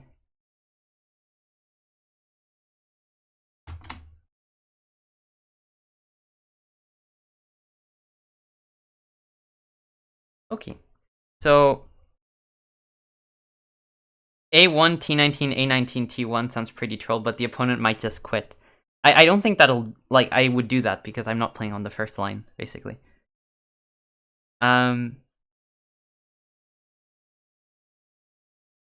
This is cool. I remember back before AI Go exploded into incapability. On Cages, there was this mathematician called Sum 5 Dan who played random stone on the third line as his second move every game. Oh, yeah, Sum is Robert Jaziek. He's a German Go player. Okay, I'm now queuing if you want to try and snipe me. The generator doesn't give second and first line moves. Yeah, it doesn't, fortunately. So Loving Mars. That's a weird name. Wait, I'm suspicious. An Ecuador account that's 6-10 and has a good win rate. Weird indeed. Oh wait, he has a good win rate, except he's losing like so much at this level. Oh wow. Dude, you can do better than this. Also, you actually managed to snipe me. Good job. But dude, how can you have, like, you have a good win rate still, but that's probably because of 5 and, like, climbing through 5 dan. But how can you're 4 and 8 at 6 dan level, dude. You're, like, kind of supposed to be decent. Anyway. So,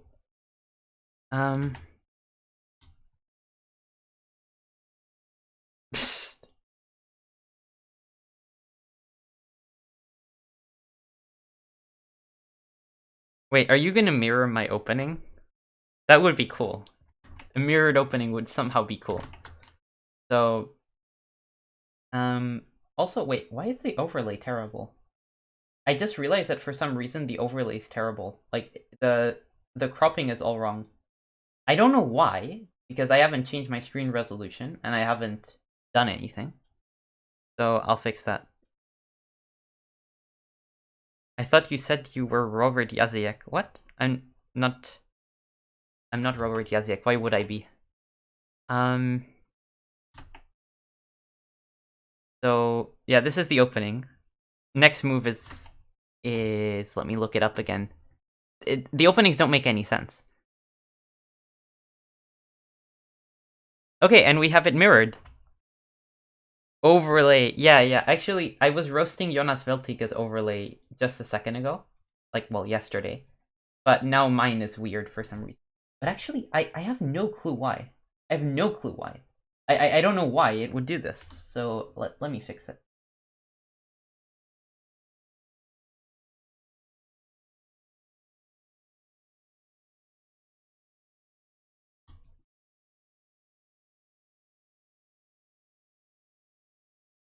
I might use some of my time for this because the overlay is like really weird right now. Fix it.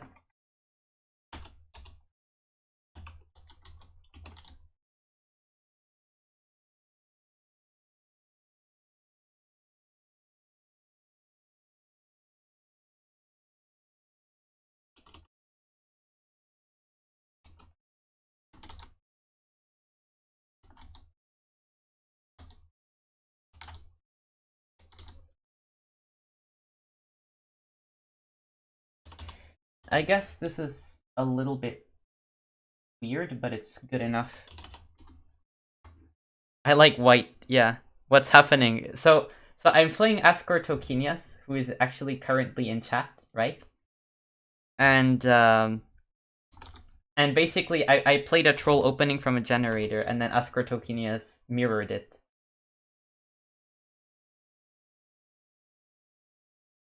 Jonas White versus Dominic Bovis. Dominic Bovis kind of tries to play Go.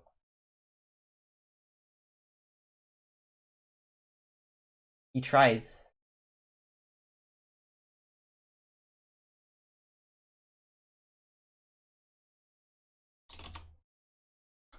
God, overlays are hard. I'm really sorry about this.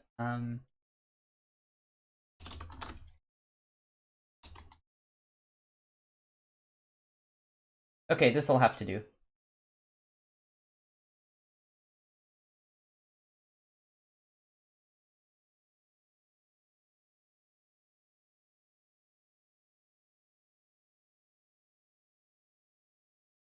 Yeah, this will have to do. I mean, the overlay for the players is botched, but I can't fix that. Or, like, I could, but it's not that urgent. I'll fix it later.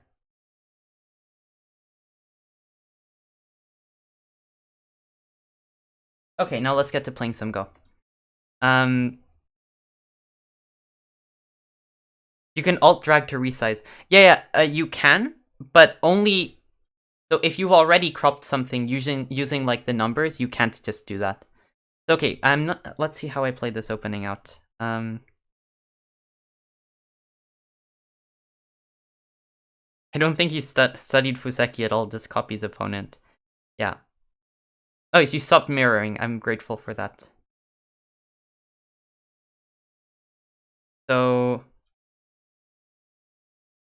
How is it more scuffed now? It's not more scuffed now. It's less scuffed, I hope. Manually doing it is... If you're trying to make it pixel perfect. Yeah, that's what I was trying before going on stream, right? But actually, I'm really not sure how this can happen, because I didn't change anything. I didn't change my screen resolution. I changed nothing. But then whenever I put the stream overlay back up, then it's weirdly cropped. Like, the cropping is weird. So I don't understand, right? I don't really understand why the cropping gets all wrong whenever I try to stream the next time. It happens, I just forget it does, so then the overlay's botched. I'll fix it after this game a little bit.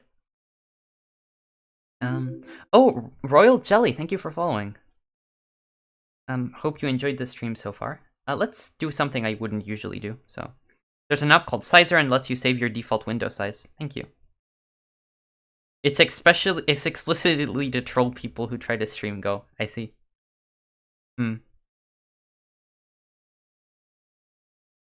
More scuff, but you can actually see the whole board. Oh yeah, I mean it's yeah. It does the job for now. I'll fix it. I'll like try and completely fix it after this game finishes, okay? So you can see the board. I mean, the board is like important, right? So okay, so living in corners like this is usually not good, for reference. It's just usually not helpful. So you're giving your opponent too much on the outside and just taking Gote to live, right? You're making a lot of concessions. White can also fix in the center now if he wants to. Yeah, you can fix like this as well. And generally, I think it's considered a little bit slow to live in a corner like this, but I don't know. It's okay. A lot of people... This is actually a topic that's come up with a lot of my students recently. They've been like, I'm scared of my opponent living in my corner like this, right? I'm scared. And I try and convince them that they should not be scared. And the reason is that Black's giving over so many things to take the corner. Like, when a lot of people make a corner enclosure, they're like, I want the points in this corner, and they don't understand that, or like they don't, maybe they understand, but during the game it's hard for them to visualize that when you invade, right? Like, when your opponent invades, you lose your corner, but it's not like you lose it for free, you gain something in exchange, right? So what you gain in exchange is usually in the form of, you know, all this influence White got sent that, like, points are valuable, right? And influence is valuable, and you always have to figure out, like, which is more valuable when, I suppose, is the correct question to ask. I've always learned R18 here. To not give O19 Sente. Huh. O19 Sente. I'm confused. Like, R18, is it like trying to get...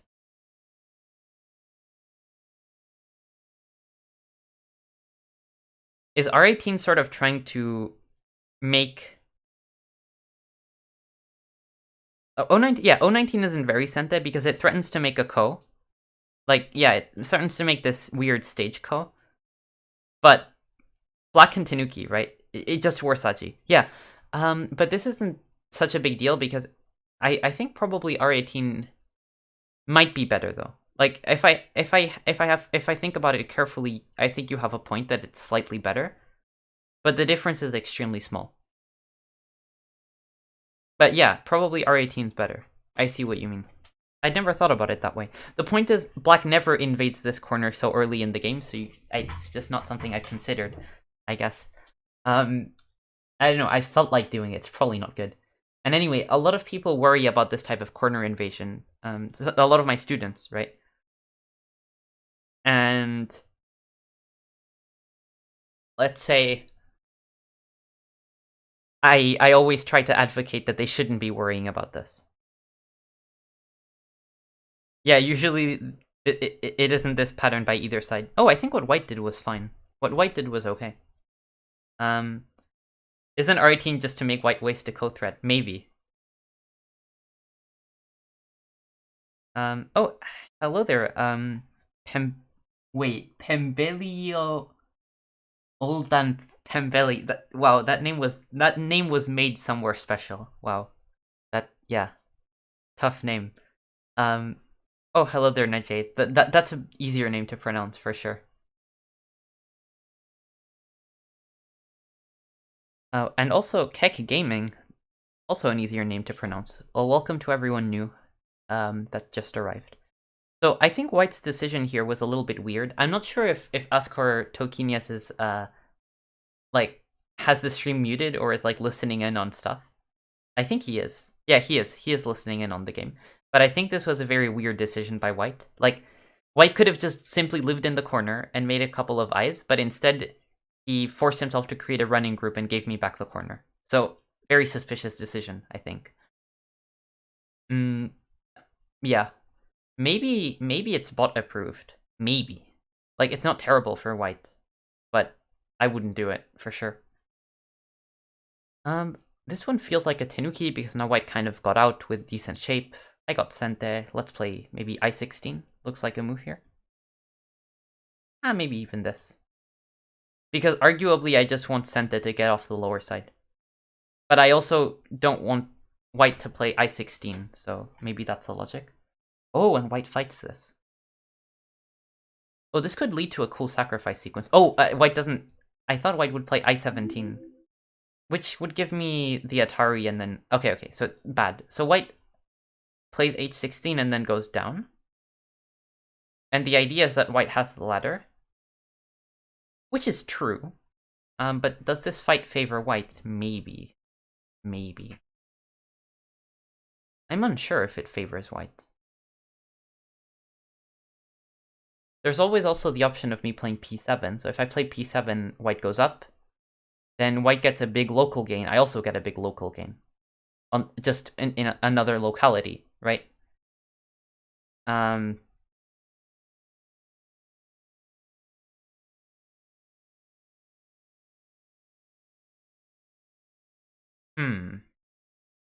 Didn't expect me to fight. Well, I didn't expect you to fight, I guess. Let me put it that way. But yeah, I mean, I'm not sure if I should expect a fight, because usually this fight shape-wise isn't good for White. Like, the only reason this should be okay for White is that... Or, like, that it could be is that White has this wall. Otherwise, I think Black is okay. Maybe not better, but Black's definitely okay. There's only this wall that could make the fight a little bit unpleasant. But otherwise, I'm completely fine with this for Black. I don't see the problem.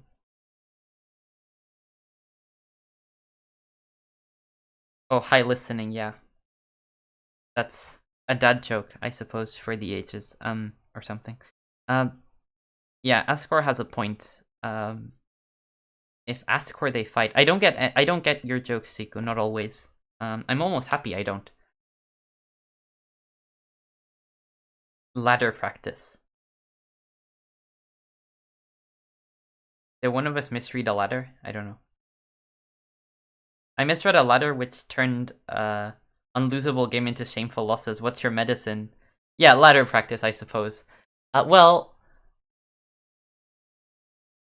with ladders, I mean, rarely do I say, like, whenever a student of mine is like, I misread this, how do I not misread in the future? Like, just read better forehead isn't a good answer, right?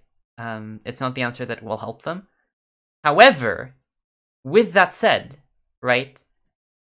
With that said, just read it forehead is the case with the ladder. Like, come on, it's a ladder. You just need to read, like, 40 moves ahead for... Like, it's not that hard. So, it's like 40 moves ahead, but, like, it's easy 40 moves. It's just a one-way street. Like, just be more careful for ladders. Rarely is that my not my anecdote, my antidote, I suppose. But, I mean, I don't know what else to say. Also, I don't know why I Han it. Han is a terrible move. I should just jump directly. So, the reason I Han-ed was that I wanted to jump, but I didn't want to give white some agi of attaching at c16 and e16 being sente. Now e16 isn't sente to capture my 2 stones. But in retrospect, I don't think I should have... Like, this exchange is really bad for black because it fixes white's cutting point. It does make my stones a bit safer and makes it so that e16 isn't sente, but I don't think I should have worried about that in retrospect. And it does hurt my outside 2 exchange. Ryan Lee just released a 1-hour video on ladders. Wait, what? I didn't know that, like, Leela Zero watched videos. What do you mean a 1-hour video on ladders? I mean, I guess it's interesting. Ladder breakers, right? Ladder breakers are an interesting thing that you can always discuss. Actually, it was the beginning of the ladders I misread, not the end. The beginning of the ladders, not the end. That's a curious ailment, I must say. Very curious. So I have some interesting ideas. What if I play h18 and I'm like, I'm killing you here? Because otherwise white has a second line connection. But then white's gonna try to enclose my group and play some kind of semidori, which will be fun. So let's try that. Like, you missed that there was one. Yeah, I don't know. I don't know what he means missing the beginning of a ladder. Have you seen some of the Katagos fights versus ladder breakers? That could make like a 5-hour video. Oh, I don't know. It was a fantastic video, actually. Collab with the Korean national team coach. Highly recommended on 2x speed. I see. Now I'm interested because, like, I mean, I wouldn't expect... I wouldn't expect someone like Ryan Lee to just make a terrible video that isn't worth anything, right? But it also sounds like an interesting topic to choose a lecture on. I guess you can make it an interesting one, like ladder breakers and stuff. So, I'll show you whenever I become your student. Oh, that's sweet. 2 to 3 down Fox players run the ladder till the end, even if they lose. Really? Wow. YouTube's biggest flaw is not having a 3x speed option. Which videos do you want on 3x speed? I'm curious. So this is... There's extension for that, probably. So, okay, how do we most efficiently take white's liberties here? We might want to extend, actually.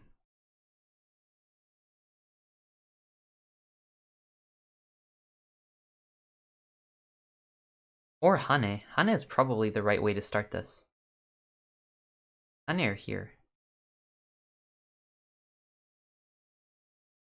Ah, probably they're the same. Okay, let's just exchange this. All of them? Wait. Why would you watch videos on ×3 speed? What? I'm confused. Some of my professors uploaded videos that could be turned to ×4 speed. So much better, you don't know what you're missing until you have it. Wow, no.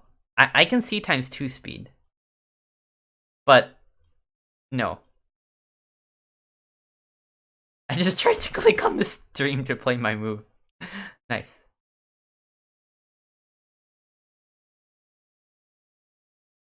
Okay, so we have a jump. So this is a very interesting sacrifice on the part of white. Where white paid these points on the lower side and isn't making points on the lower side himself anymore, but he has this interesting wall. Now, one thing that I kind of dislike about this jump is that it's saying that white's wall isn't formidable. Like, basically, white sacks these stones, And probably White would want better compensation than just this jump. White wants to play like something a little bit more grandiose, I think. So you use ×2 on streams as well, I doubt it.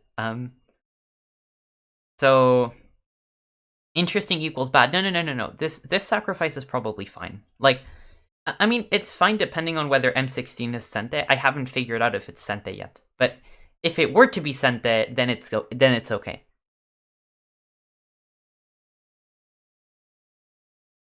I guess I just go down even. I just want to make life here. I'm a simple human. So,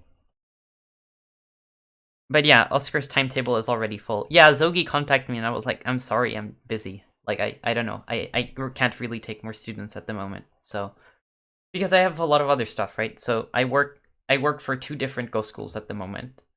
And I have private students and I have school to catch up with. So, or to not fall behind in. So it's tough, I guess. I appreciate the interest, but I have limits. Let's R8.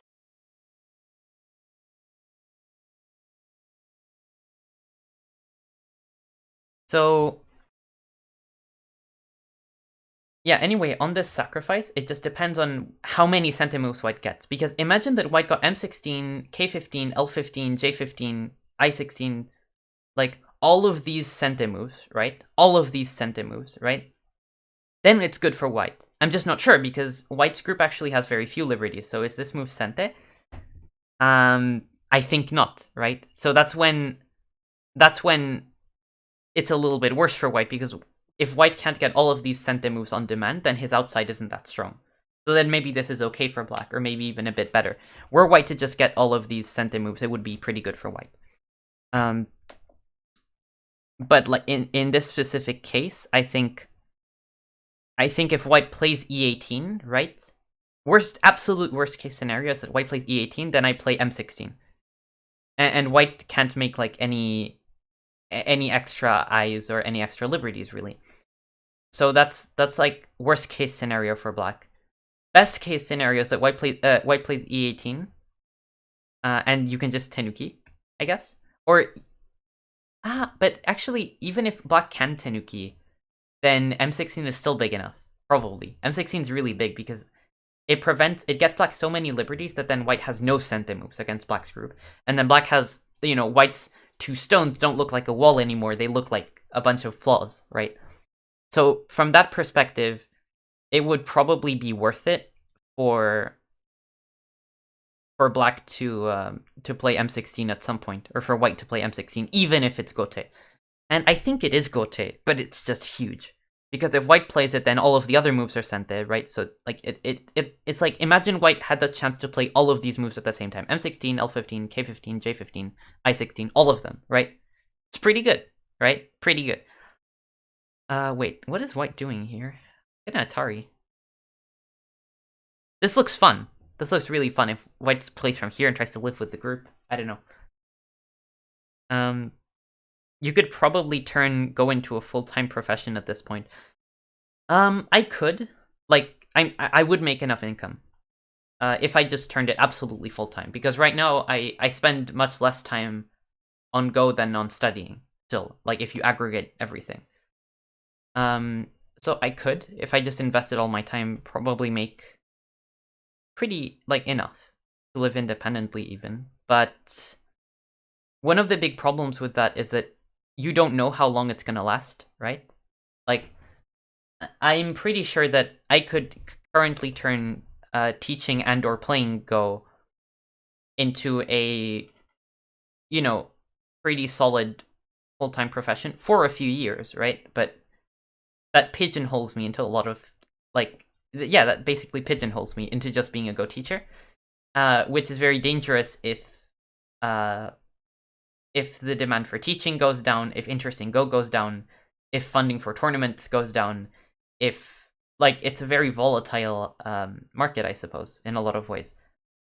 So probably keeping my options open and studying and treating Go as a part-time job is probably better.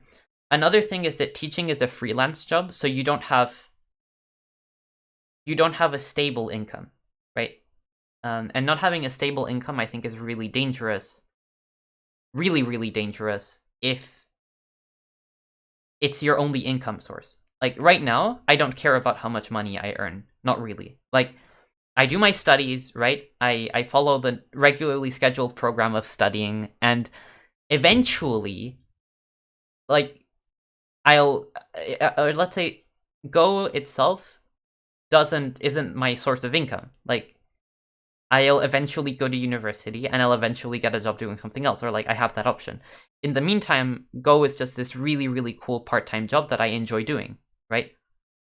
That I really enjoy doing. That's a lot of fun, where I don't have to worry that much about I don't have to worry that much about the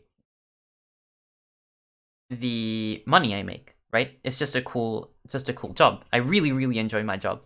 And I think I probably would enjoy it a lot less if I felt the pressure to actually live off of it. Like right now, all of the Go income I make is purely a bonus.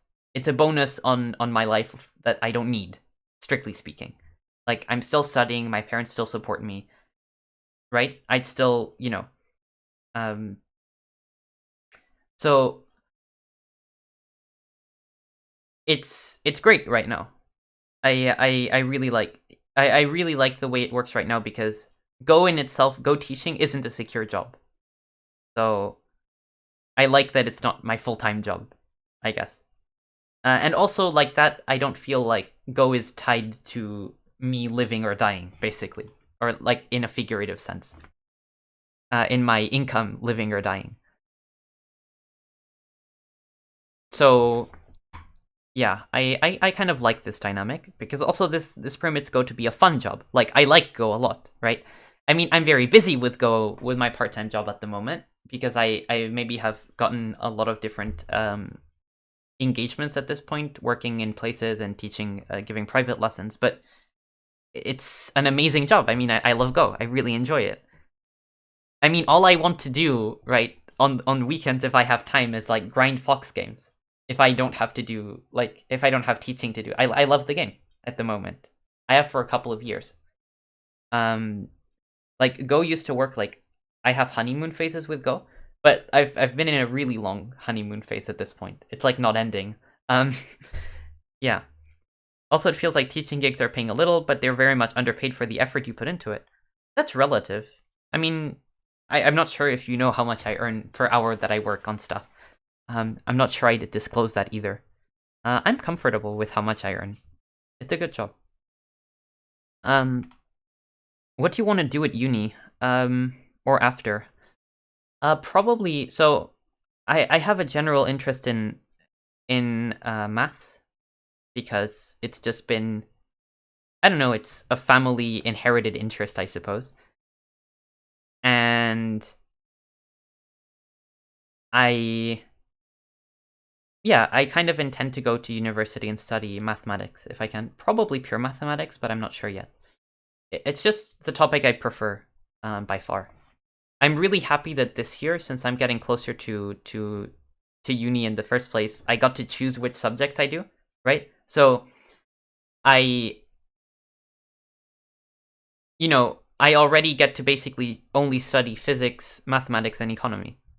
All are subjects that I enjoy, right? Last year I had to I had to do like biology and chemistry as well, and like literature and stuff. That was painful, really painful.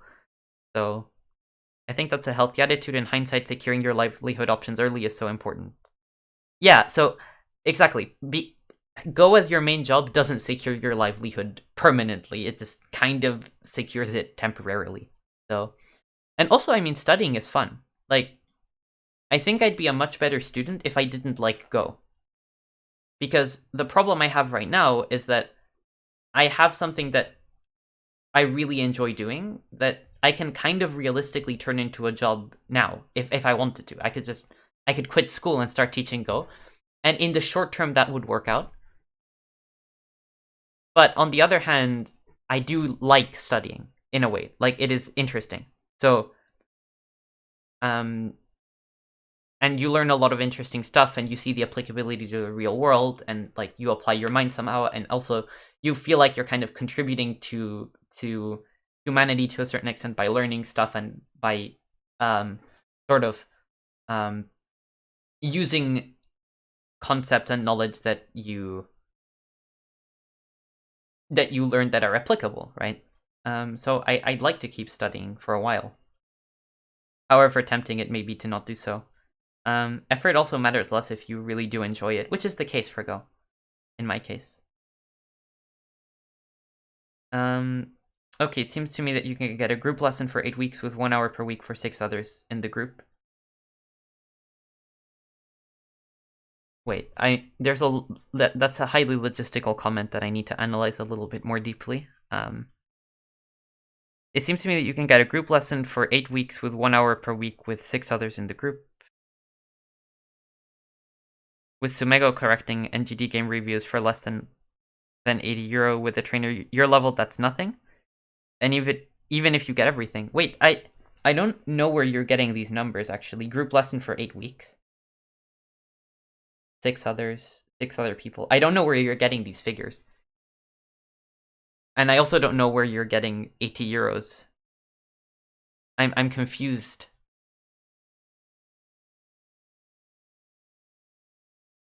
Like, I also give private lessons, right? Private lessons are probably the more well paid per unit of time. Such foresight, so young. I'm impressed. Thank you very much for that. Though you might not be referring to me, maybe to someone in chat, but I'm guessing it's me. So let's just live here. Well, not everyone goes into life without thinking like Clausius. Wow. Yeah. It was you. Yeah. Well, thank you. Thank you very much. I appreciate that. So, something I realized was, did anyone notice how quickly White started losing after I stopped talking about the game? So White stream started sniping me, right? So, like, White was playing fine until I stopped talking about the game. So then I started talking about, like, other stuff and not talking about the game, and White just died everywhere. So, yeah, that's suspicious on White's side. I should talk about the game to give White a chance again. You should talk about the game but mislead him. Yeah, you're doing fine, sweetie. This was a strategical sacrifice, It's not like you killed all your Centimus with M16 and gave me a Ponuki on the outside which connected all my stones. Yeah, it's not like I could have, like, taken Senta to play elsewhere, but, like, I almost felt too much pity to do so.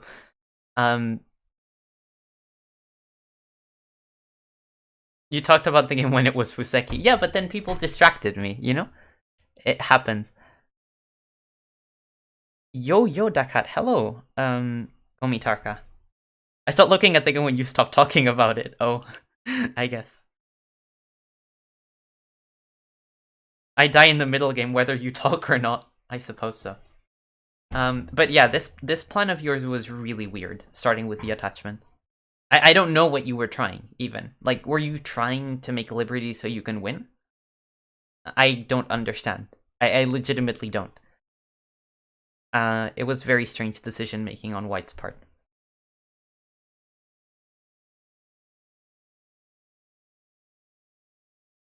On the note of Siku's comment, so Siku mentioned, like, I stopped looking at the game when you stopped talking about it. Sometimes when I get really engaged with chat, I stop thinking about the game. I just play on first instinct, right? I don't really think about the game much at all. And something that some of you people mentioned in chat is that happens to you as well. Like, if I start engaging with chat and in the conversation, then it stops being about the game, it's just about the conversation. Like, you forget there's a game in the background. Some people have told me that, which is interesting. It's like there's a game going on, but it's like background. Only issue is that I actually am the one playing the moves, so I'm, like, penalized. Or, like, it's harder. Also, White died again. White didn't stop dying.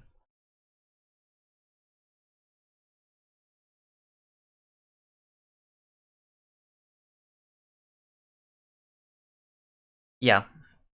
Probably instead of C10, I may even have considered playing b7 and trying to kill white, because after c10, white has the option of pulling back with b7. But b7 was risky, that's why I didn't do it. But b7 didn't work. b7 didn't work, but b7 would still be a better sacrifice. I should have played b7.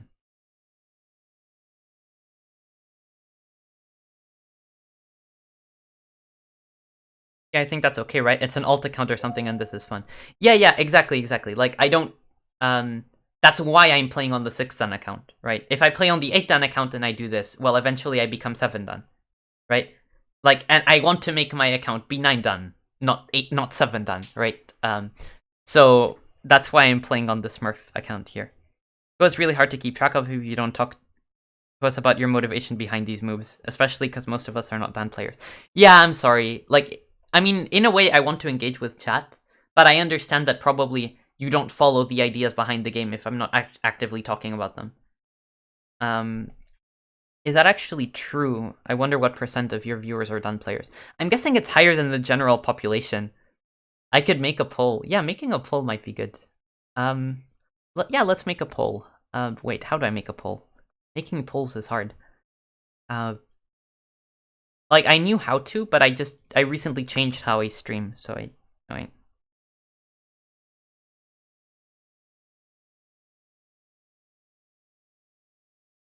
let's go here.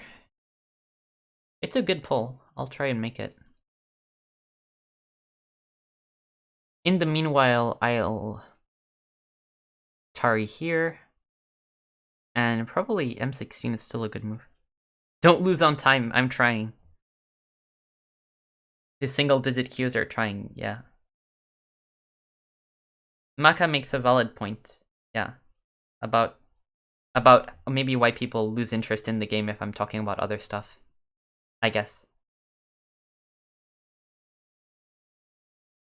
So anyway, earlier I missed this comment. Fabringer said, there are several programs offer an 8 to 10 week training with those conditions. Those sound like a lot of time commitment for you as a trainer, and the hourly rate that comes out of it seems rather low. Maybe those are not your specific courses you're offering.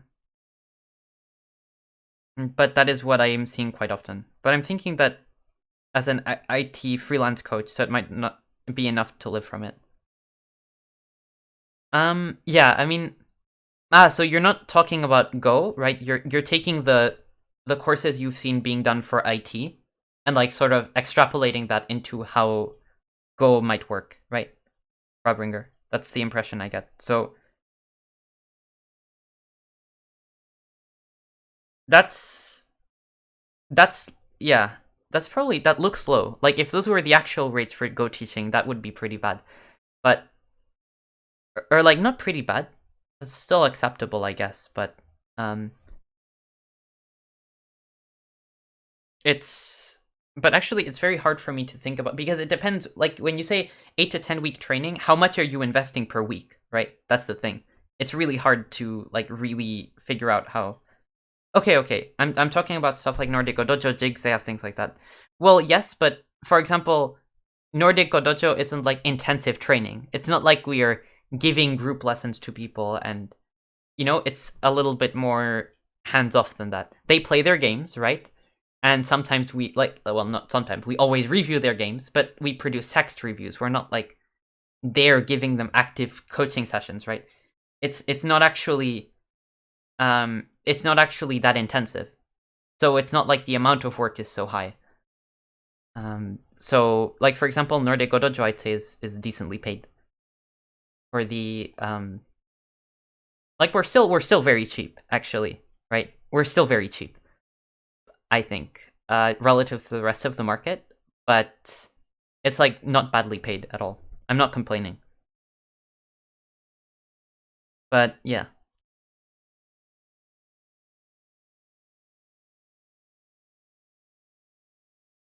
How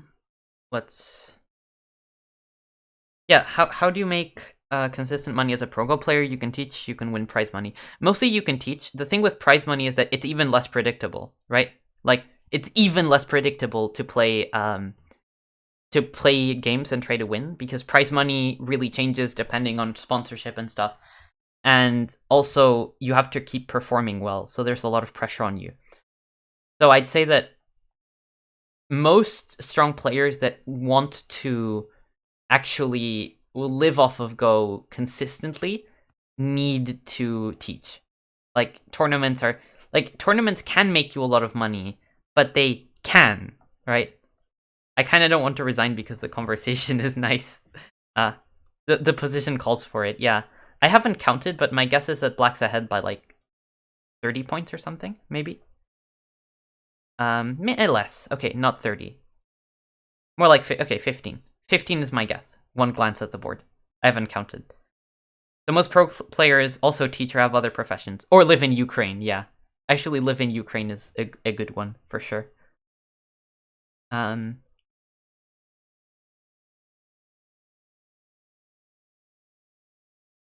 be fair, you have to be insanely good to make a living off of prize money alone. Yeah, I'd say that basically out of the European professionals, only like the top 3 or 4 of them actually make enough money from just the prize money. So, teaching and streaming, I guess. Well, streaming doesn't actually make me money on its own. Like, streaming doesn't make me any money, basically, because I don't, like... Yeah. I don't really, for example, I only stream a couple of times a week, so not many of you people subscribe, for example, which is fine, because I don't produce much content, right? But I think to really get a lot of subscribers, you have to stream daily or something like that. And Twitch is basically, like, maybe some people eventually make a lot of money off of subscribers and stuff like that, and donations and bits, but not with the time investment I've given into it. Like, I mean, I stream for 2 reasons, because it's fun, and also because it's good advertising. Like, it's a fun way to advertise myself as a teacher and as a player, right? So Twitch actually has a lot of value, in my opinion, like, from the perspective of, let's say, yeah, stuff. Oh, yeah, speaking of, thank you for the bits. Oh, and thank you for the game, Ascor Tokinius. Yeah, I'm gonna count quickly to see by how much Black's winning, but yeah, thank you for the game, and for the bits. But anyway, the point is that streaming, in my opinion, has a lot of value as advertising for my teaching, right? And I don't know, for myself in general in the Go community. And it's basically the most fun, by far the most fun way I can do advertising. I really like streaming. But in itself, streaming doesn't make me any money. Like not much anyway. So yeah, GG. Fun game. So this game was interesting. Let's see. I think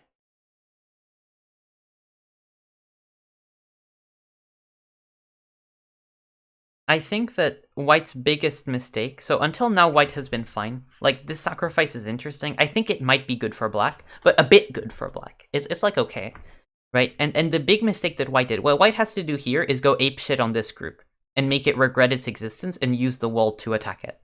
But instead, White plays here, and White, like, drew up this really weird, convoluted plan where he tried to basically do well on the left side. And what? Like, okay, like, you can do this is fine, and then White can play c12, or play d12, and use the black corner, like the Aji in the black corner, to get something good on the outside. In the game, White basically destroyed the outside, gave Black a Ponuki, connected c12 and d9, then died inside. I would have Tenuki'd if I didn't have pity, basically. I would have Tenuki'd. And, like, I think here Black can Tenuki, I was just, like, careful. I wasn't being merciful so much as careful. But I think Black can just Tenuki here and gain Sente. Also, adding another move is valuable because it doesn't give White so many Sente moves. But anyway, it's like, White destroyed everything here. Like, here, it's like, White got a wall and Black got some points, right? And it's, like, really hard to figure out who's better because it depends on how much White can attack this group, for example. In my opinion, I probably made a mistake playing here. Like, what I should be doing is probably just jumping and keeping the group light at N7. Like, I was trying to basically make a base on the side, but White can actually play very aggressively and just take it away. So, for example, White could play Q9, R9, Q10, R10, and display R12. And then my base is gone. Like, I'm dying, right? And, you know, I can, of course, get some counterplay with the 06 cut, which is what I was counting on, but it's bad for black. Like, this is a mistake from me. Like, I should treat this group much more lightly and just jump into the center or go up, and just not confine myself to a side of the board where I can't make a base. But instead of using his wall and capitalizing off of my mistake, white was just like, oh, let's die. So that didn't help. So there are exactly 2 Western Go players who make a living with streaming, and one of them lives in a 1 meter square box. I don't know who that is yet. Let's read the chat. Attacking is such a strange concept, Kappa. Yeah, for you. How would you be able to publicly bash Ben0 if you didn't stream? Oh, I'd find other ways. Bashing Ben0 is way too fun. Bats and someone else. Yeah, Bats and Klossy are the guests. Good.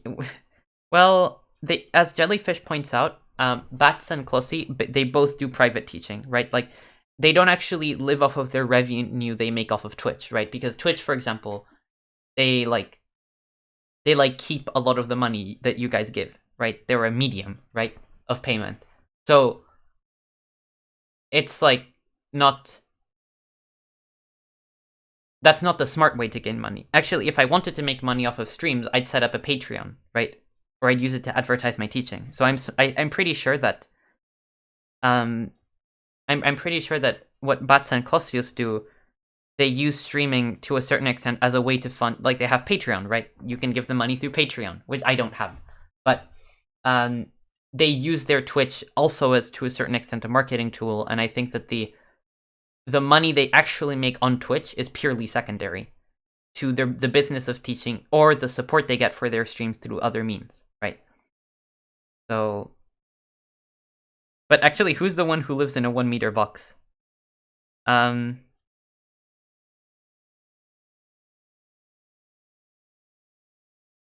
would have guessed that's impossible. Well, Klossius and Bats also do private teaching and have a Patreon and etc. etc. So there's a lot of ways that, like, there's a lot of ways that you can market your Go outside of. So you know, they've been streaming for much longer than I have, and they've turned it, I think, into a kind of reliable business model, I guess. I'm nowhere near that, right? Like, I'm nowhere near that, because I haven't streamed for long enough, and I don't invest enough time or resources into it, I suppose. My girl Lila0 says the game is within 70-30 for both sides until a few moves after C13. Yeah, I agree. So yeah, I just die. Unlucky. Happens if you don't do your tsumego. Dude, this isn't tsumego. Asquare Tokinas, I really don't want you to get the idea that this is about tsumego. Like, I don't read, like, I'm not reading on stream when I'm saying that this move is terrible. Like, when I see B14, I know this move is terrible, and it's not because I'm reading. It's because I look at this board, and I'm like, is this group gonna live? No. This group's gonna get killed, because it doesn't have any liberties. I don't need to read it. I just know that you giving me a Ponuki on the outside to die on the inside isn't good, right? It's not reading. You don't need to read anything here. You just need to understand it. And there are some things where you need to read, but this isn't one of them. Like, you just don't do this. Don't do this to yourself. Play D12, try to get profit on the outside. Don't go into this. But yeah, last time I talked with Cornell, he had a Chinese client who pays him thousands of euros per month to make Go videos. Yeah, I heard something like that. Yeah, Justin.tv into Twitch is a great streaming platform. These days there are so many streaming platforms, and the platforms are just hothouses to keep viewers and donators. I didn't know, I don't know many other streaming platforms. I thought Twitch has, to a degree, a monopoly. To a degree. Doesn't Klossius live in a fuck-off house in the middle of nowhere? Where's my Klossy lore knowledge, Rusty? I don't know. Die with no profit is bad, weird champ. Yeah. I just would never do this as white. It's just not Go. It's not reading. It's not about reading. It really isn't. Like, reading is highly overrated in Go, in my opinion. Some things you think about what you're doing, you step back, and you're like, I'm giving a Ponuki, And what am I getting? I'm artificially connecting the 2 dead stones with the other 2 dead stones. That helps. No, it doesn't. Like, so that's maybe the point I'm trying to make. That if you look at it from a value perspective, purely without reading, it feels terrible, right? Like, the end of my analysis was this move. At this point, that's the end of my analysis. When you attached at c13, I'm like, this is terrible for white. So yeah. Anyway, thank you for the game. Fuck off. It's not a British thing. It's actually also an American thing, I think. So, but yeah, I'm actually kind of impressed at how good someone like Bats and Klosius have been at turning like their Go teaching and their streaming and stuff into like they've basically correctly marketed their teaching and their streaming into a like very successful business model, relatively speaking. Whereas I definitely haven't, because that's not what I'm focusing on. But even if I did focus on it, I'm not sure if I'd manage. So I'm kind of impressed. Also because I think that level is something that is often valued in teachers, right? High level, and they don't have high level. So yeah. I mean, Clausius is only 1 down. I don't know how. I thought that they're both like AGA 2 down kind of thing. No, or actually, Bats is a little bit stronger, a little bit.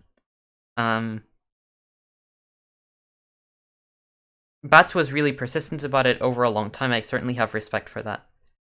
Yeah. Bats has been around forever, right? He's been doing it for like 10 years.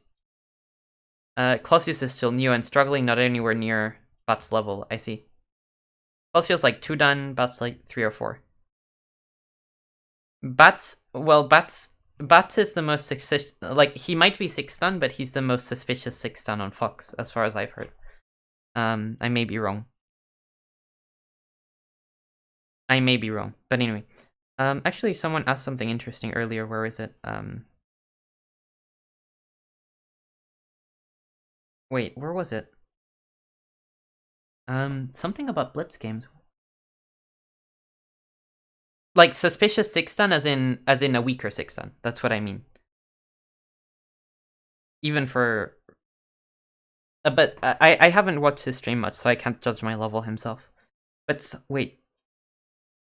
Oh, how do you feel about 10 seconds Go Blitz? Been doing it for 20 plus years online and can see it going more that way, like chess. 10 seconds Go Blitz.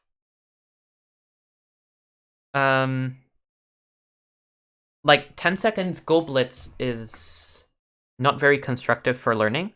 And also, I don't think it's good for competition. At least give 20 seconds, I think. I mean, 10 seconds is fun. I've been doing it a lot, right? But, I mean, he streams most of his games. He bounces between 6 and 7 down, so I guess he's not that weak of a 6 down.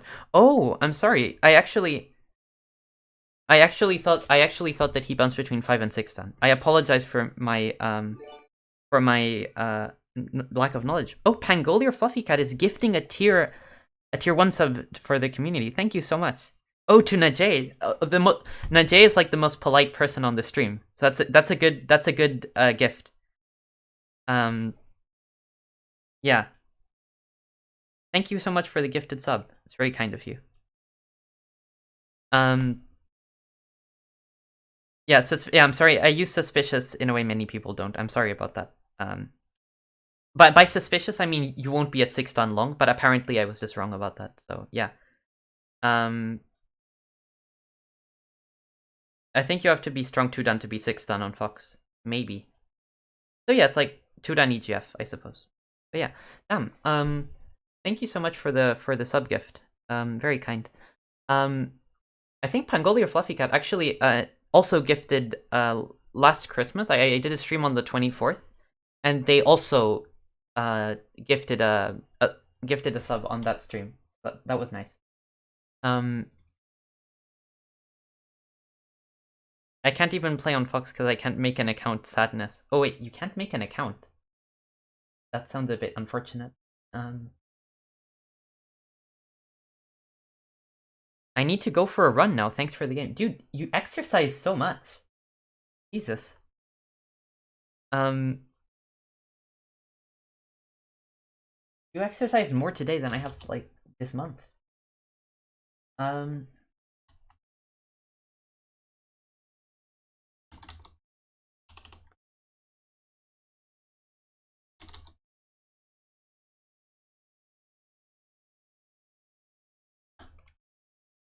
Wait, I'm fixing the overlay, give me a second. Like, I'm fixing the overlay from last... There we are. That should be better.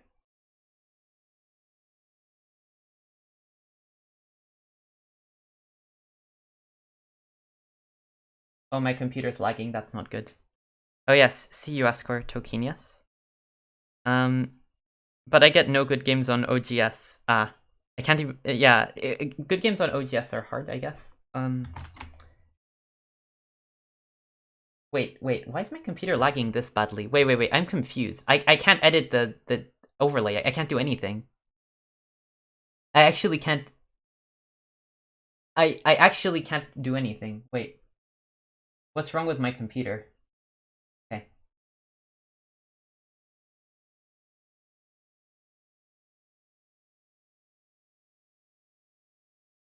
Like, my computer is lagging really badly. I can't do anything at all. Now I can do something. In fact, I'm doing it. Oh my god, more gifted subs!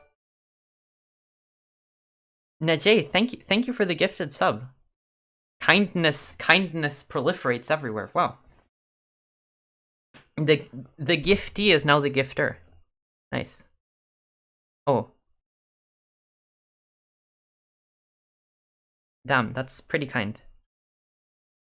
Yeah, Ascar Tokenius receives, I guess, a present before his run. Enjoy your run, Ascar Tokenius. But yeah.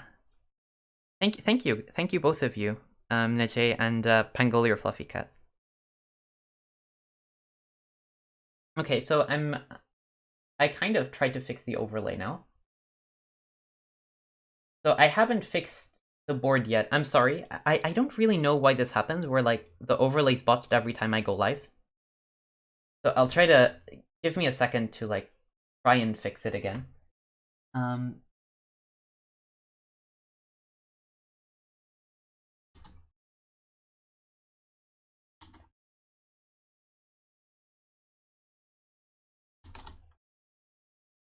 And... Okay, this should be a bit better. I don't know if people think this is still botched. Wait, this is still botched. Oh well. Oh, I know why it's botched. Give me a second. I actually know why it's botched.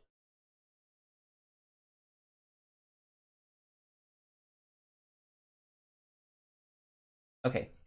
Yeah, I understand why it's botched. Okay. Maybe now it's a little bit less botched. Let's hope so. Okay. What's been going on in chat? Doing too much sport is bad too, you know. Well, maybe. So is not doing enough. Yeah.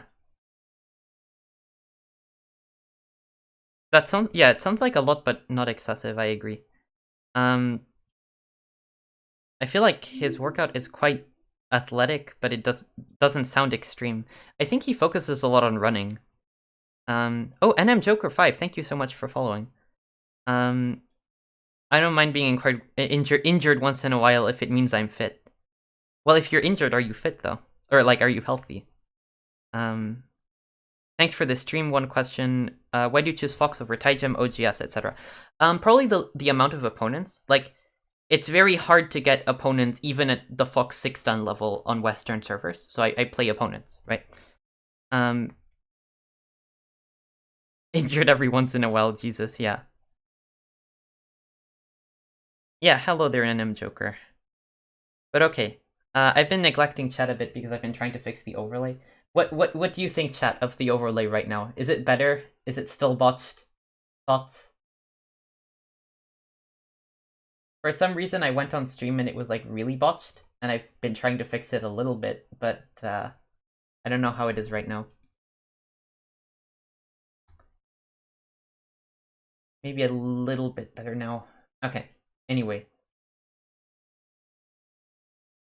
Actually, no, it still sucks. Life is hard. Like, no, it's not lined up with the numbers. No, it's really not lined up with the numbers. Maybe now it's a little bit more lined up with the numbers. Okay, this one looks okay. Overlay's fine for me. Okay, thank you. Yeah, it seems the FoxGo account making is still broken. That's a pity, because Fox, you know, at any level, you get opponents instantly. Like, the bad part about getting a Fox account, right, is that there's no, like, about playing on Fox is that there's no community, right? But the good part is that you just get opponents instantly. So, I just hope I never get to Fox 6 then, so I won't have to play on Fox. Yeah, probably it's nicer to play on places like OGS and KGS because there's a little bit more of a sense of community and you can play on Go Discords and stuff like that. But the problem is that once you get to a certain level, like, you don't have anyone to play. I mean, if I try to play at nighttime at Fox 8 dan level, I still don't get an opponent. So, yeah.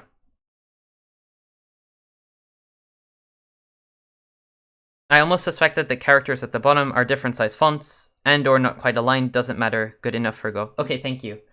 They are the same font, but they're not aligned the same way. Like, there's spaces between some of them, because otherwise I just couldn't fit them.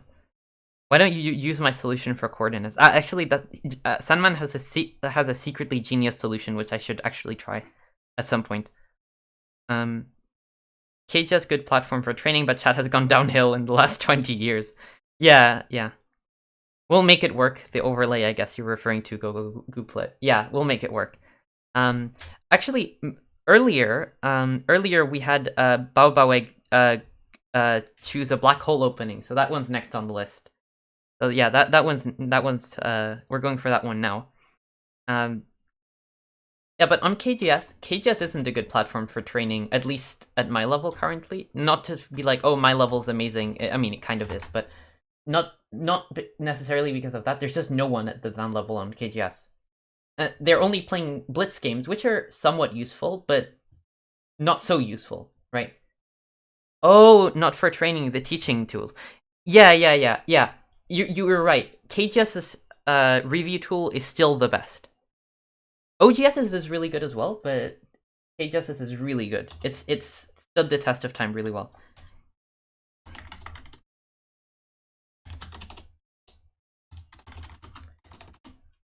So okay, I've updated the opening request thing.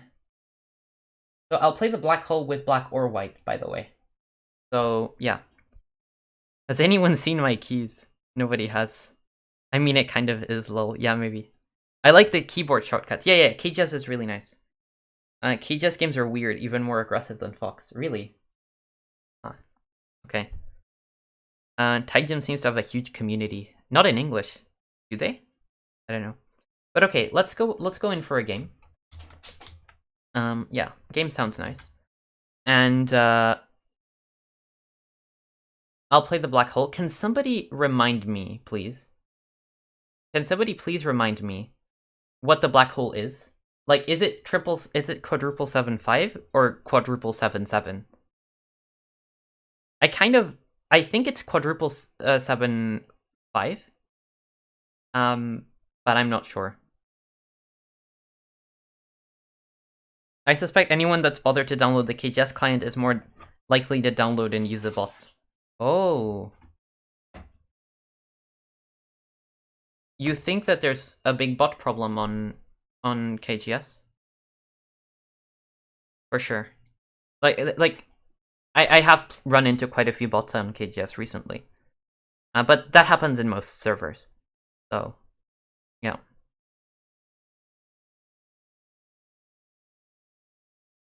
Why would you bot on Go servers? I'm confused. I don't know, people are lazy. There's a lot of reasons. Not big, just more prevalent compared to web-based clients. Maybe. I mean, on OGS, I don't think that there's that much cheating, that's true. And on KGS, there's a little bit more. I think cheating tends to be a little bit more of a problem. I don't know why I played 4-4 on the first move. I'm supposed to play the black hole. Or the white hole, I suppose. Are there boosters too? Well, I think boosting as a profession got killed after bots started existing, because you can just ask your bot to boost you, right? So, you know, that helps. I didn't think Go was that big. Well, the point is, people... Yay, time for a black hole. Yeah, finally. This is black hole, right? It's quadruple 7.5, correct? Or is it quadruple 7.7? I want to verify. Because I think it's quadruple 7.5. But yeah, I think a lot of people, I think a lot of people play with bots because they're lazy. That's my impression. Like, people that cheat with bots, I think they're lazy. They just don't want to think. They're like, oh, I don't know the answer, let's look it up. That's my impression. And I say that because I've seen people cheating, like, not just in tournaments where there's like money or rating on the line, just in normal games. You play a casual game and people start cheating. It's like, what? Why would you cheat? And I think it's because they're lazy to really think about the position and really consider what to do. But that's just my personal guess.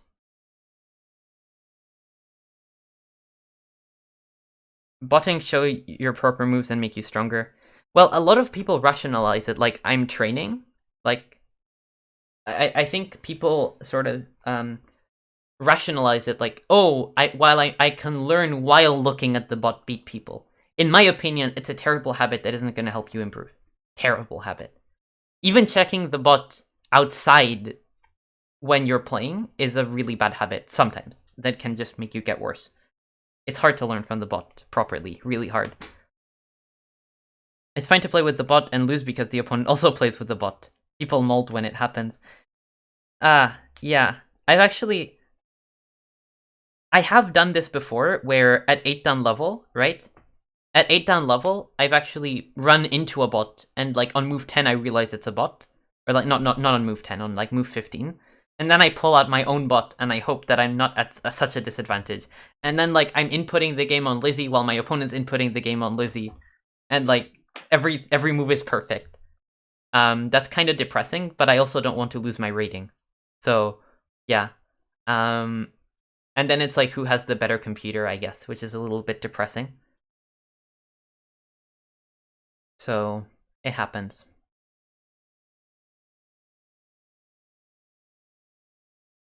Chess had the double whammy recently of more people playing chess, easier bots, and the cool TV program, more people, more laziness, more cheaters. Yeah, for sure. Yeah. There's been a big problem in cheating, in chess for cheating. So, chess is different because it had a huge boost recently. Yeah, they have a problem, I guess. So, I don't really think botting is training. Correct, it isn't. Just play against the bot yourself. Well, playing against the bot yourself is also not good training.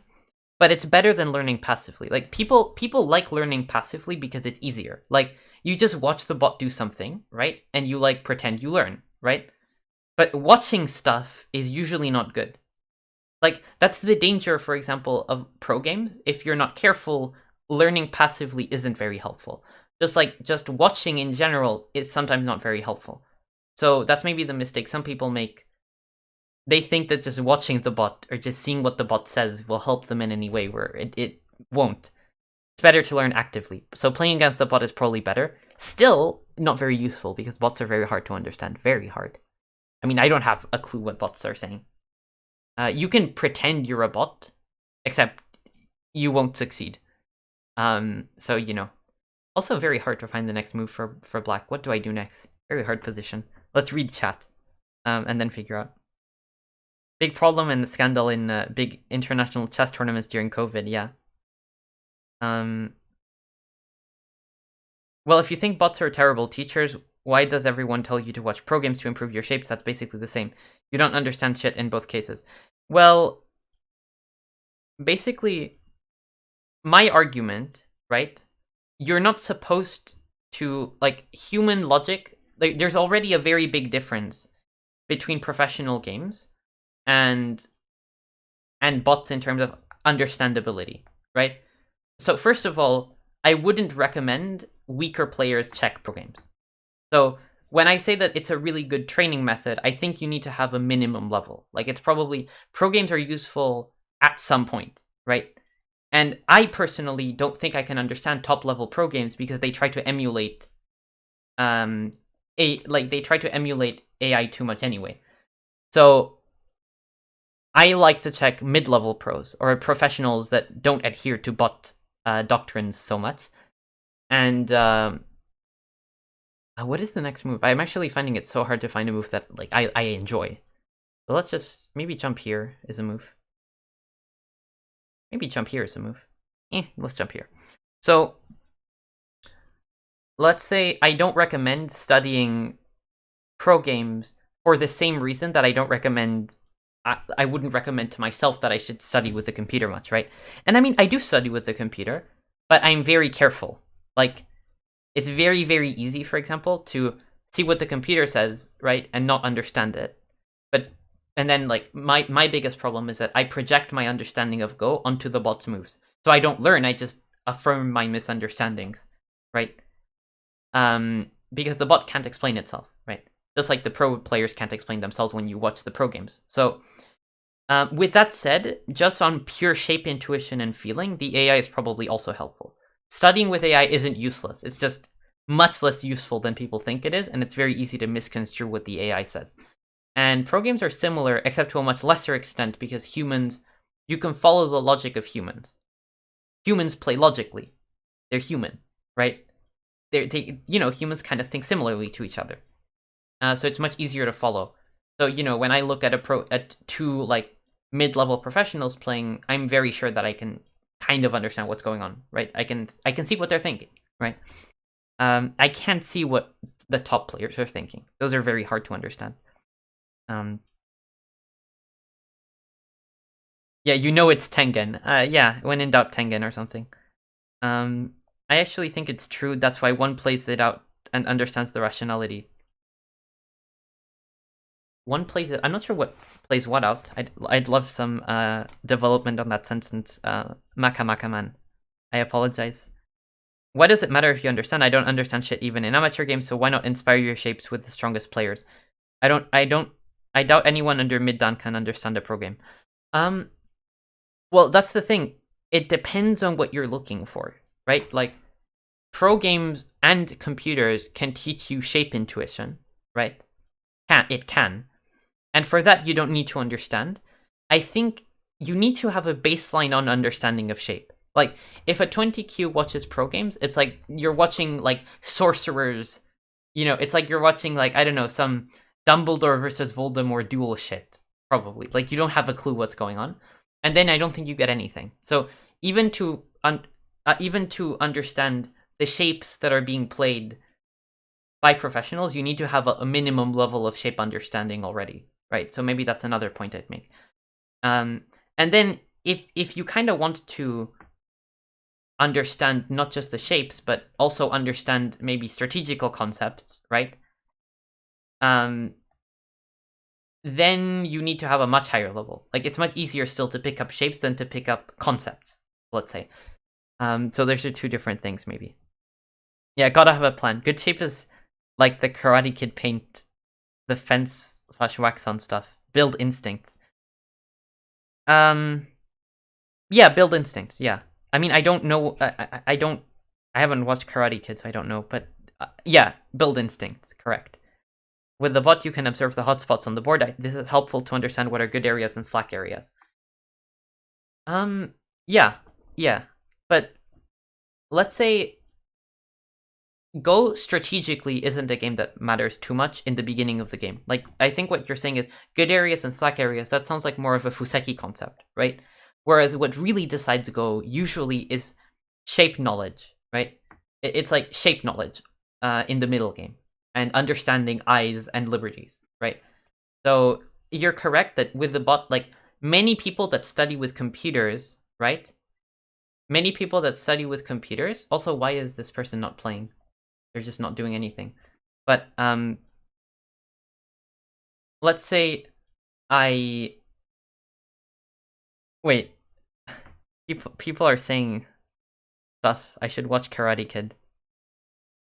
Yeah, bad direction loses fractions of point. Thank you, a way to play. You're making my point for me. Direction of play is not very important. Like, it's less important than humans used to think, I think. Like, consensus nowadays is that it matters much less than good shape intuition and having a good eye for shapes and stuff. And yeah. You took 3 minutes to play your move and your opponent left. I think he did. I think he's gonna let his time run out. Yeah. But like a way to play says, direction of play, like, there's many top European players that have a much better intuition for what the computer wants to do in Fuseki and what the computer thinks it's big than I do. But that doesn't matter if my shape knowledge is better and, like, my understanding of fights is better. This person legitimately left because I took 3 minutes for a move. Jesus Christ. What? Wow. Wow. Yeah. Black Hole too strong. I mean, I'll play Black Hole next game because this wasn't a game, basically. But yeah. The only thing I get from pro games is that I'm nearly always surprised every move. Oof, yeah. You gotta create the shape in your own game to understand how to apply it. Really, you're only understanding how to realize when the shape is there and possible. That's what I mean by playing it out. I understand. So yeah, I agree with that. Playing is a very important part of actually understanding shapes as well. If you make a tactical mistake and die, you lose 20 plus points. Correct. Yeah. Free elo. Yeah, I guess so. But let's go for another black hole opening. That'll probably be the last game of the stream, though, unfortunately, because I don't have time for more. But let's do a black hole again. This account hasn't played many games, but it's also lost some games. Soul underscore UK. Thank you so much for the follow. Welcome. Thank you for being active in chat and stuff. I mean, you don't have to, but you know. Okay, thanks. I gotta go get a haircut. Nice. Thanks for streaming. I'll catch when you stream next time. I intend to stream next week at the same time. So yeah, if you want to time for that, that's good. But yeah, thank you for watching. Isn't that why tsumegos are the only truth in Go? That's a little bit extreme. That tsumegos are the only truth in Go. People are scared. They keep leaving. They keep saying, I don't want to play. Like, they see me. I guess they see, like, the account is basically only all wins, and they're like, no. So they keep leaving. Let's see. Okay, this person might play. So this is when we get to play the high quality white hole opening, by the way. I've never been brave enough to play the white hole in games. Like, I have, but not often. Like, I've played the black hole a lot in tournament play, but when I play white, it's like I feel like I don't have tempo to play these kinds of moves, right? This guy's showing off his high social credit on the fast trains. Yeah, I guess. What do you mean high social credit? I mean, I heard that, like, they have a social credit system now, but I don't know what that has to do with being on trains. I don't know anything like about that stuff. Okay, so we played a white hole, and now what do we do? So the thing with white hole is that people think that you want to keep the center. That's actually not true. You want to use the extra stones to create complicated, messy fights where the stones will randomly be useful for some reason. So pro games are based on teasing and baiting. As a viewer, you can expect certain play, but next move changes the direction, then opponent rejects. Yeah, you could say that pro games are a conversation to an extent. They're a very interesting conversation, but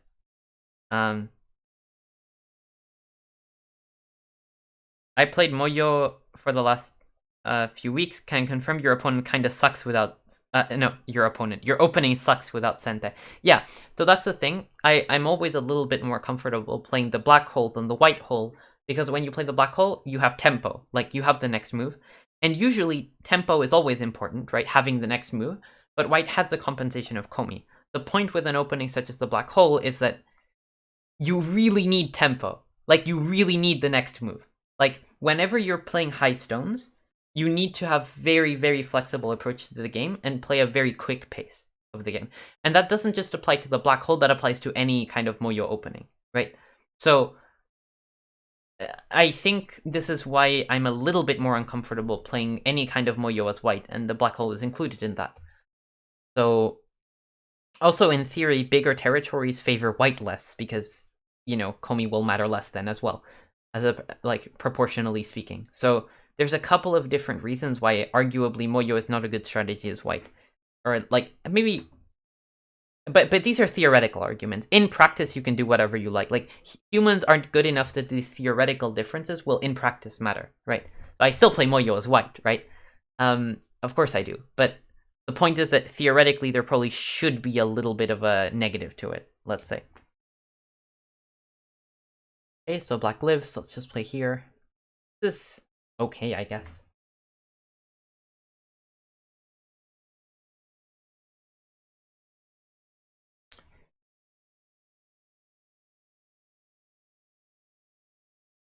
Will black cut? Cutting here is bad. Oh my god. Yeah, cutting here should be bad for black, shape-wise. It's just bad shape. You're not supposed to do this. When you don't have any, like, it's an interesting weakness that black can think of using in the future, but I don't think it's good to just cut directly. Shouldn't be. Because look at how solid white shape is, right? Black goes out, n6, here. And then suddenly, I mean, white's super solid. Like, you cut off a really strong group. I mean, black can crawl on the third line, but I don't know. Not nice. Like, this kind of weakness at n5 is the type of weakness you need to keep in the back of your head, but you need prerequisites to play it. Otherwise, it's not optimal.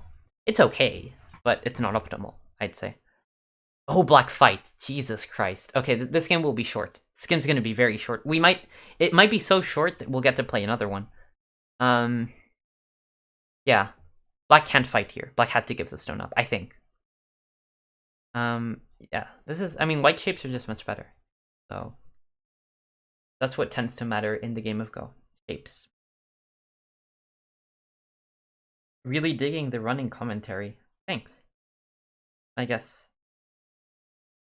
Yep, that's why he played here immediately. Yeah, exactly. I mean, it's a little bit of an overplay. Maybe he's watching the stream and he's like, yeah, I want Oscar to play more games, you know? Gotta get this one over with. But okay. Do I play... Oh, yeah, O2 is usually the shape move here. I think black's thinking, oh, M6 and I'll sack. Like, M2, M6. Oh wait, ladder doesn't work for white. It doesn't matter much. Like, I wasn't thinking of playing the ladder, but actually ladder doesn't work for white. Okay, so black's thinking, oh, ladder doesn't work, and oh, it kind of looks like maybe possibly I'm pretending to kill these two stones. Yeah, no. So, white has several ways to do well here. You could play O3, P3, M2, L2, and then white's gonna play L3 Atari. White wall gonna be immense after this. I mean, yeah, I mean, there's several different ways white could play this. I mean, but that one isn't very good. I think the more sound way to play is actually O2. So, O2 has the idea that it makes Miai between M2 and something like Q2 jump, right? But Q2 jump is actually not that good either. Because if I jump Q2, then black's gonna wedge at P2, and if I play P3, it's Atari. And if I capture, black just captures my two stones, which isn't good. And then if, so again to recap, O2, M2, Q2, then P2 wedge, I have to play P1, then I'm gonna connect N2, but then my group is running out of liberties, basically. That's probably not the best thing I can possibly do. Give up the 2 after the wedge. That's probably not good. Or, it's good if I sack this first. If I get, like, imagine O2, M2, right? And then imagine I know that these two stones are gonna die. So then this cutting point at M5 isn't gonna be worth anything anyway. So then the correct move order would be M7, followed by M6, and then L6, L5. And then I would Atari, and then black would play M5, right? So I'd basically squeeze and then sacrifice the two stones. And I agree that that would be probably good for white. The problem is that in this type of opening, what white wants to do is be a little bit more... He wants to fight. And okay, like I said before, local shape is so much more important than direction of play, right? So much more. And after all, the white hole is actually not so bad of an opening. It's viable. Like, until a very, very, very high level, higher level than mine, it's viable. So I don't want to play unreasonably, and actually playing O2, M2, and then squeezing the black stones in the center for a profit might actually be a good way to play. It might. Now, I could play the more aggressive way as well, and that could also work out. In fact, I will do that, I think. I think I might go for the wall variation. The other thing I could do is go down, and after M2, I'm gonna jump. And the idea behind that is that next L5 is sort of my sente, and I'm pretending to kill everything, basically. Or I'm trying to kill everything on the outside. So I'm not sure if that works, but it's really interesting. Actually, it kind of works. Like, usually, O2 is the better shape move than N2. But this may be an exception. I'm actually kind of liking N2 here. I'm really liking it.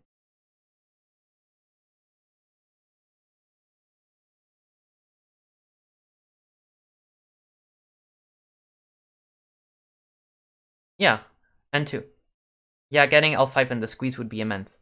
Yeah, so the other thing I was thinking of doing was, like I said, I'm going to turn O3 in center, then I'm going to Hane M2, L2, and then I'm going to play L3, Atari, and then after black plays L4, then I can basically play L5 and then start the ladder with N7, and this ladder works for white because of my black hole stone, right? So then I'd capture a stone and ladder. L2 clamp? I'm not thinking of... I thought of L2 clamp, but that's actually not my plan, a way to play. My plan is just to play K3 and win off of liberties, because I think I do win off of liberties at the moment. So just L5, N7, and then A3. And then, for example, K6 is my sente, right? To capture black in the center. So I think I'm good here, I think. But it's intuition. I didn't read it as carefully as I should have. Do we exchange here, or will this hurt my liberties later? That should be fine. Here's the other option. I could just play Q5 or R5 and take the I, but then I lose on liberties for sure. So now it's time to play L5, and then L2 is an option. L2 is definitely an option, but what about... Oh, this move. This move is definitely Sente now. To kill black in the center, and then a move like K3 definitely works to just capture black. Even L2, L3, K2 works to capture black in that situation. Wow. Black has the ladder. Well, I'm not going to run the ladder in that situation, right? So, in that situation, I will... I can net, right? Nets exist. So, I can capture it just by netting. Oh, also black misread here. Okay, good. This move just works, no? I can play here, and N7, M6, M8, L7, and then K9 just kills black. Black is completely dead. Yeah, black's screwed. So what black had to do was save his center stones, and then hope that the M2 stones get, like, the M2 stones have enough liberties to kill my N2 group, right? So these stones have enough liberties to kill these. I don't think it's the case, right? Which is why I'm playing this variation at all. But yeah.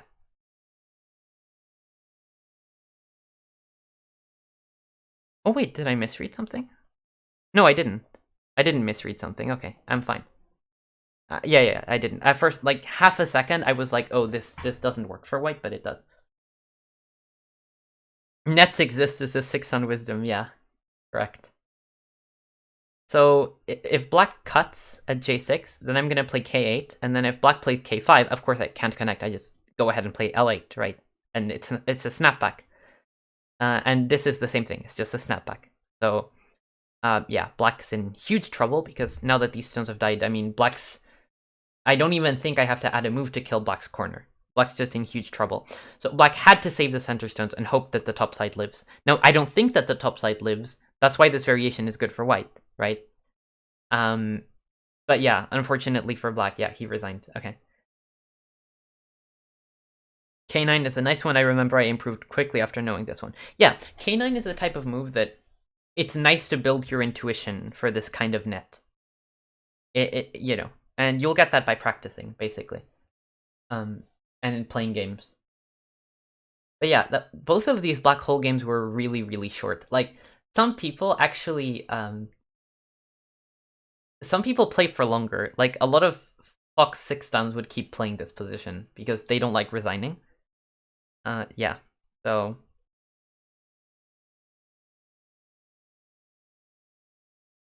But okay, let's quit. And then, I'll play another game. I have time for one more because he resigned so early. It's interesting because Fox players really often don't resign super lost positions, but they decided to resign here, so yeah.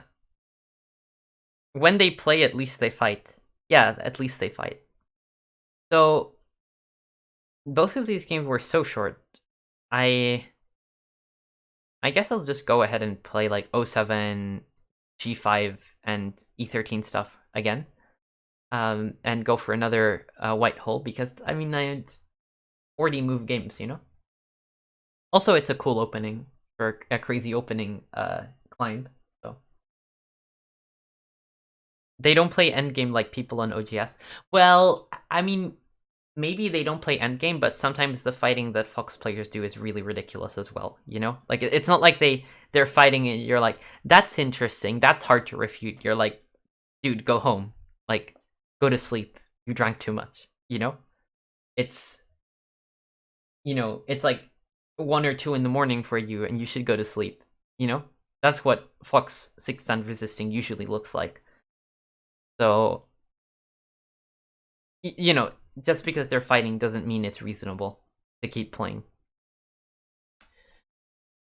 So, okay, white hole, and it's always really hard to figure out what to do with this opening. Like, one of the reasons I stopped playing it isn't that, like, oh, the computer dislikes it, which is one of the reasons. Like, it's kind of discouraging to, like, input your game into the computer, and the computer says that you have a 2% chance of winning. Or not 2%, usually it's more. Usually it's, like, up to 8% chance of winning after 4 moves. But the main reason is that it's really hard to find a next move. Like, the black, like, whenever I play the black hole, it's really hard to find the next moves, especially as white. It's really hard to make the stones work together in a nice way. So yeah, it's a challenging opening to play, in my opinion. I'm surprised I was so comfortable with it back in the day. Cosmic Ghost Style in 2021. Well, the thing is, I don't mind playing for center, but you need to start in the corners. Like, the corners are just better. So much easier to make ice space. So much easier to make points. It's yeah. Descending to the sides is important next. Yeah, I try and descend to the sides, right? I have quite some experience with this opening, and I've also concluded that that's the way you should play it. But yeah, it's still a little bit hard to... It's like the best thing that white can hope for with the white hole is E16 and M17, and look how scary this side is, Kappa, you know? Oh, this fight looks interesting. It's probably not good for white, but it's interesting. So, if you let a computer play black holes, it destroys you. Well, if you let the computer play anything, it destroys you. I mean, if I play quadruple 1-1 against you, I'll probably still win. But that doesn't mean quadruple 1-1 is good. It does mean that quadruple 1-1 isn't so bad that I can't beat you by playing it, right? Which I guess is something, right? Like, it's like,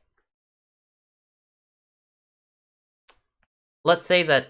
Also, I don't know how strong you are. Maybe Pangoli or Fluffy Cat is just a strong player and would crush me if I played quadruple 1-1. But anyway, point being that an AI can give me up to 4 stones, so of course it can beat me by playing the black hole. And that doesn't mean it's a good opening. It does mean it's not super bad. Like, it does mean you can make it work. I'd classify stuff like the black hole as the type of opening that you can make work, right? You can make work, but you're slightly handicapping yourself by playing it. It's like, it's harder to play. And not even what the computer says, it's just, as a human, I find it harder to play the opening, right? Having these stones is better than passing, much better than passing, infinitely better than passing. passing 4 times is much, much worse than black hole. I'm very sure of that. Let's push once more. The nice thing is I have the ladder in this type of situation. This stone is being nice to me. Milk Mouse, thank you for following. Thanks a lot. So, yeah, I don't know. I mean, one of the nice things though about black hole, right? Like I said, it's very hard to find your sense of direction or really feel like you're doing anything useful in the opening. But the cool thing about it is that then you start doing some fights and then suddenly your stones are useful sometimes. If you do random fights and you scatter stones throughout the board, then suddenly they're doing something, you know, which you wouldn't have expected. So that's the nice part of it. There's goods and bads. And more than a cosmic opening, I mean, it is cosmic because you're playing in the center, but cosmic openings are actually not moyo openings. You don't always make moyo with a cosmic opening. You make random stones that will make fights better for you, right? You give up the corners to get some random things that will help your fights. And it's just really hard to make points in the center at all. So that's why it's not moyo in the sense that you're making big areas that make points, right? It's more of a fighting thing, the black hole. That's my impression of it from playing it. Like Bruce Lee said when talking about Go openings, don't fear the man who trained to punch 1,000 different ways, fear the person who trained one punch 1,000 times. Yeah, that's another thing. Of course, you can play openings that are suboptimal, right? And have a negative position, right? But you have more practice in the opening or in that type of game.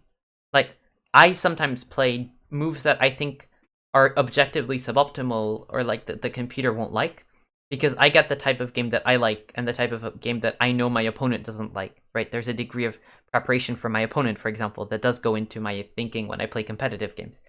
So for sure, I identify with that. So, yeah. Would you have more confidence giving someone 4 stones and you can play however you like, or an even board opening with white hole? I'd say it's different to passing because your opponent's stones are fixed. Well, but if you asked black, like if you told someone you get to play 4 moves in a row, right, and pick whichever moves you want, probably they'd play quadruple 4/4. Like maybe, yeah, I think it's absolutely reasonable for people to just play 4/4 4 times. It's super reasonable. Like it's one of the best things you can do for sure. So if you look at it from that perspective, then it doesn't really matter that the stones are fixed because they're good moves anyway. Moves on 4/4 are very useful, right? There's a reason that 4/4 is the most played move in terms of openings. But I'd have much more confidence playing the white hole or black hole. Like these moves are much more useful than none, right? It's a little bit like imagine I played imagine that black played p4, p16, d16, d4, like got himself 4 handicap stones in exchange for me playing the black hole opening. These 4 stones are much more useful than none. Much more useful. Incredibly more useful. So, and that's the difference, right? It's like, would you rather have no stones or would you have 4 suboptimally placed stones? The suboptimally placed stones are much better. Like, it's very rare in the game of Go that a stone on the board actively hurts your position. It usually doesn't. So, usually good. So, having stones is nice. I'm actually wondering what to play here next. I think I kind of want to take the base of this group. Or like, not take the base, but even more take the base, if you know what I mean. So maybe a move like J17 comes to mind to put a little bit of indirect pressure on it. But also, I don't know if that's worth it. Like, maybe Tanuki is bigger. That's kind of my thought process at the moment. I think adding a move might actually be a good idea. Let's... Which move, though? Which move? If I play a contact move, it actually helps his shape rather than make it worse. So it's more like K17 or J17. That's the move here.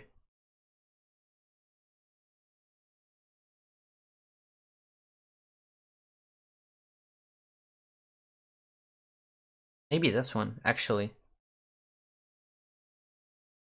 I mean, I don't want to play something like K17 because it's a weird shape with this stone, so I might as well jump. It's a decent distance from this. J17 is chill enough that it doesn't help him by showing the obvious response. Yeah, I think on the empty board, like without M15, I would play K17. Because it prevents black from playing like J17 or something to help his own shape and enclosing my group, right? But and unlike something like I16 attachment, I'm not actively incentivizing black to help out his own shape. Like if I play something like I16, then I15, I17, then black is going to have a very easy time disconnecting G16 and worsening my shape in the middle. So I don't want to like actively provide black with an answer, right? Like you said.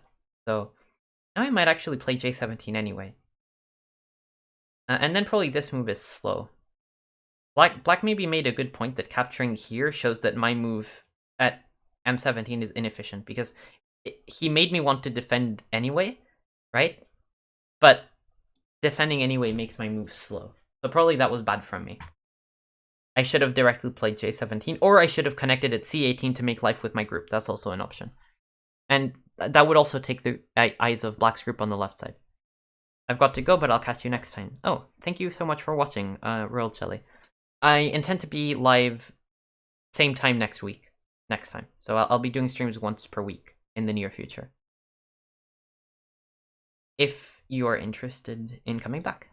So yeah, thank you for watching. Black taking this game seriously, good luck. Yeah, black is taking this game seriously.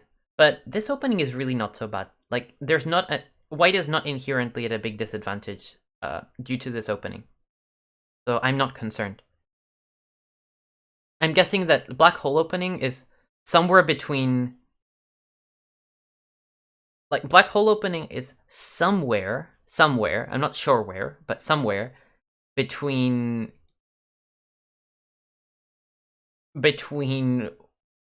playing with no Komi and 2 stones. No. It's probably around no Komi. It's no Komi. I'm guessing it's like playing with no Komi in terms of the disadvantage that you run into. That's my guess. I don't know what the computer says. But does someone know, actually? Can someone open up the computer and ask, like, how much do you lose by playing white hole? Or black hole? Actually, is it different? Is it do you lose more by playing white hole? I don't know. Tough questions. But yeah, black's playing seriously. Also, black's playing really well for his level. Like, you're not supposed to play well when you're 6'10". Or, like, you are, right? But my point is that you're not supposed to, like, take so long to make mistakes that I would detect as mistakes. Black's played fine so far. Like, one big mistake I see from black. Only one.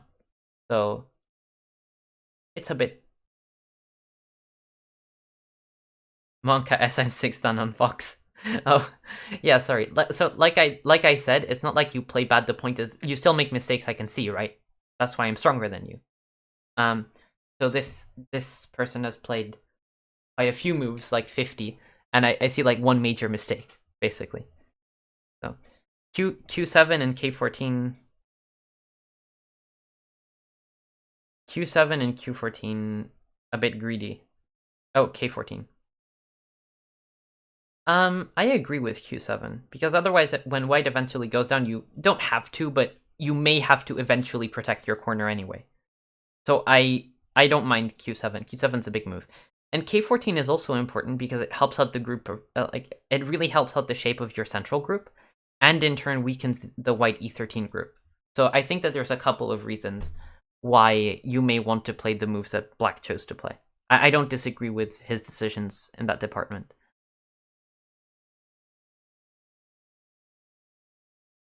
I think black's made other mistakes, like 1 or 2, but I've made a couple of mistakes as well, so I don't know. I went for something interesting here. I don't know if it's good or not. Like, I'm playing, again, something very suspicious. This cut is not worth it, probably. Probably not worth it.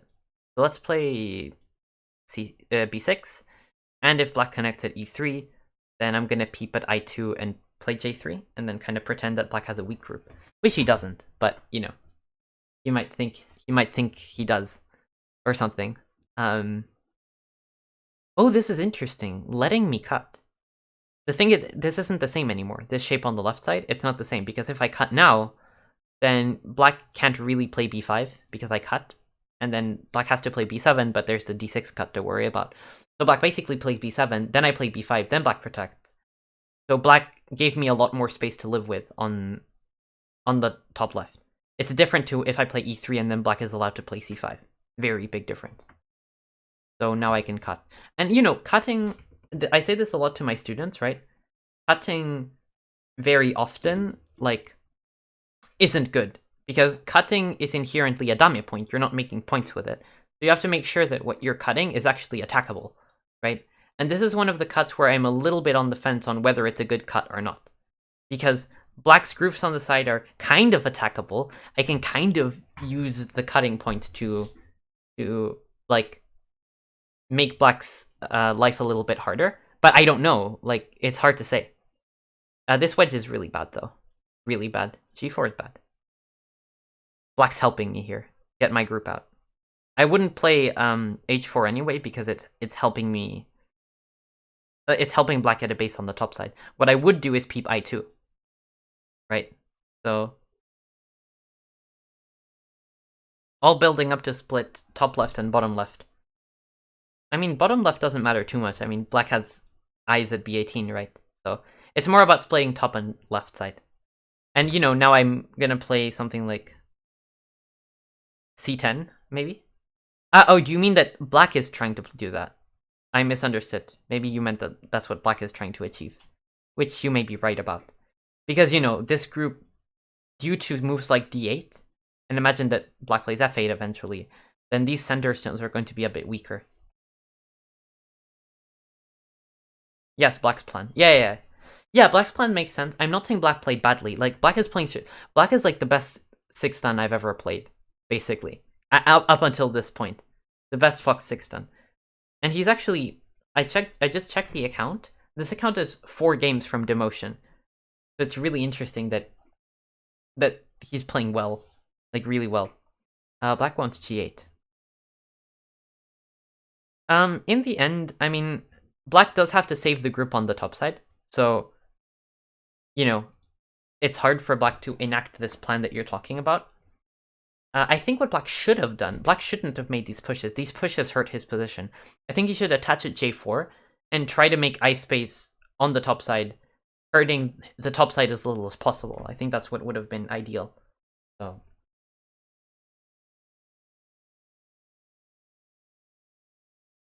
okay. Black plays d11, that makes sense. Okay, so black is saying that basically d11 is I connect my stones and now you can't kill the top side, it's too hard. So black played these moves and sent it and then protected the left side. Yeah, that makes sense. It's not a bad idea. Black's just playing well. I'm really annoyed. Black's like... white should just be behind at the moment, because nobody's made any mistakes and my opening was bad. So, you know. White hole versus 4 black Hoshi, white is 7 to 8 points behind, white hole is just a no-komi game. But black hole versus 4 white Hoshi, black is 9 points behind. So basically, you're losing a few points. Like, you're losing about komi's worth, right? Or not? In both cases, right? There's not such a difference between the colors. K5. Where's K5? Oh, K5's there. Passed.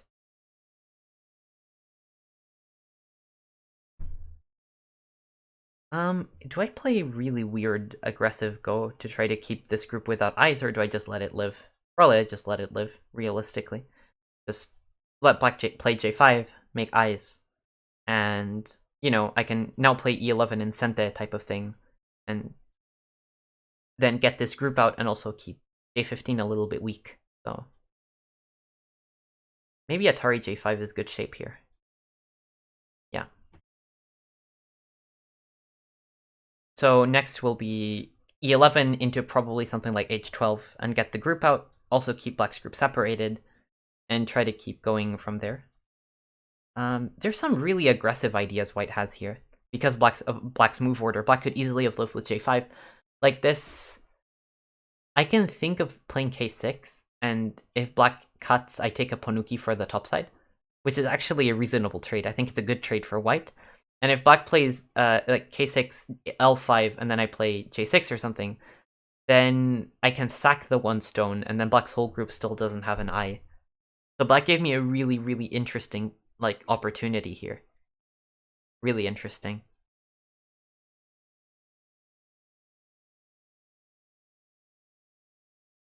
Let's do it. It looks fun. Like, the point is that if black takes the top side, it looks big to take the top side, but black gives a Ponuki for it, right? And then I'm gonna get like L2 and Sente, basically. Or not, black will play J2, which for some reason I didn't think about. But basically, I'll get Sente and a really nice outside shape for relatively small profit. So I think this is probably a decent trade for white. Yeah. And, you know, later, after J2, I'll get, like, K2, L3 Atari, probably. So it's not like that much profit. So it's, I think, a good trade. Oh, he plays this move after all. This is bad. K2 is bad, and the reason is that I'm going to play L2. L2 is Sente, black must play J2, right? And then I'm going to get N2 Hane and O1 Hane in endgame, which is really useful for me. So black made a mistake here. If white lives on bottom left center, black going to pressure top and just play big territory move. Well, pressure top is... I mean, probably you said that earlier. Like, you said that before white got this Ponuki. Because white isn't going to get pressured in the center anymore. Or on the top. So I'd say that even then it was really hard to pressure white's group, because white's group is really solid. Like, white has so much strength towards J8, etc., etc. So it's always hard to pressure. Like, white in general is a bit stronger in the center at this point. Even before white got the Ponuki.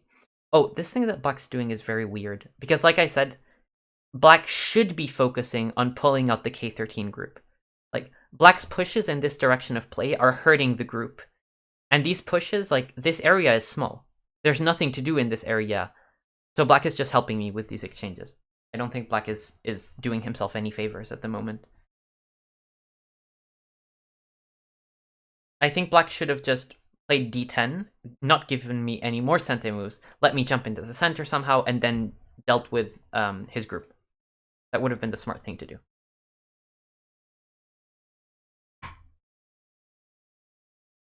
Okay, we play some random move that looks good for time Suji.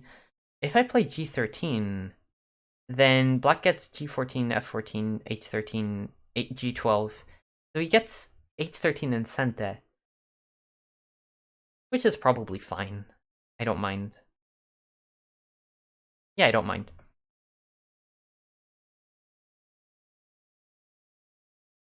It does help black's group a little bit, but it also helps my shape, right? So black doesn't have any more interesting Sente moves, I guess.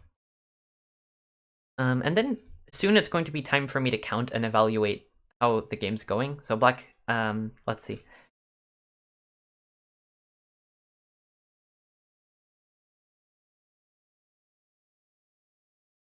So black officially has like 26 solid points, right? Around 26 solid points. And the thing is, then you have to take into account how much value are apported by this corner on the top left. Sorry, not on the top left, on the top right. The O3, P4 corner, because I can definitely still invade it. And also by the P14, P17 corner, which I can still invade or do something to. And you know, black does have value because of that. Just how much? It's hard to say how much, right? Now, white's profit amounts to like...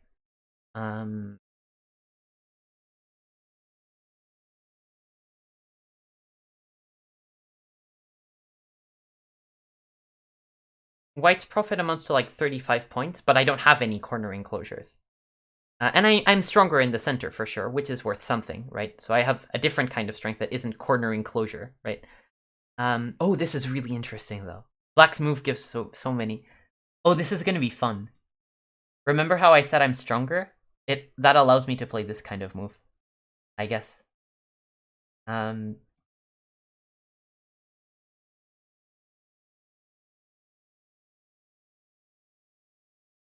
this kind of move is really risky. I might be overplaying. I might. I might not, but I might. Worst case scenario, black can play like k12, j11, and Senta and Tenuki, right? Which is fine for black. Oh, we play here. This one is okay. I mean, g14 carries a threat, which is that I'll wedge h15, and then if black if black I15, then I connect g15, and then h17 and I14 are both being threatened. So black kind of has to answer this, or he'll die with some of the stones. Which doesn't mean black should answer, it just means if black wants to keep pressuring my center group, he needs to answer. So maybe something like h15. And then I have two ways to lift my group, by killing I11 stone, or trying to kill I11 stone, or by living. So I won't do either, basically. Or that's the idea. Because I have either one, so I don't have to do any one of them yet. And when white lives on bottom left center... Oh wait, I already read that. Yeah, but black's plan is out of the window when black plays f14, basically out of ideas. F14? F13. F13, I think F13 is kind of a time suji because black didn't really know what to do. So, yeah, you have a point. Here white has even more interesting shaped moves. So, I'm gonna start with this cut. And, you know, if black just runs out, then white's doing much better on shape, because now I can capture one of these three groups of stones if I want to. And I can even play I14, actually. So, if black connects at j14, then I'll just play h15 and capture the three stones. Oh, black saw the shape problem, I guess. And if... Earlier, right, if black were to play just h15 connecting his three stones, then I would just cut at j14. So basically, black had a big shape problem. And now black still has a big shape problem, like a really big shape problem, because...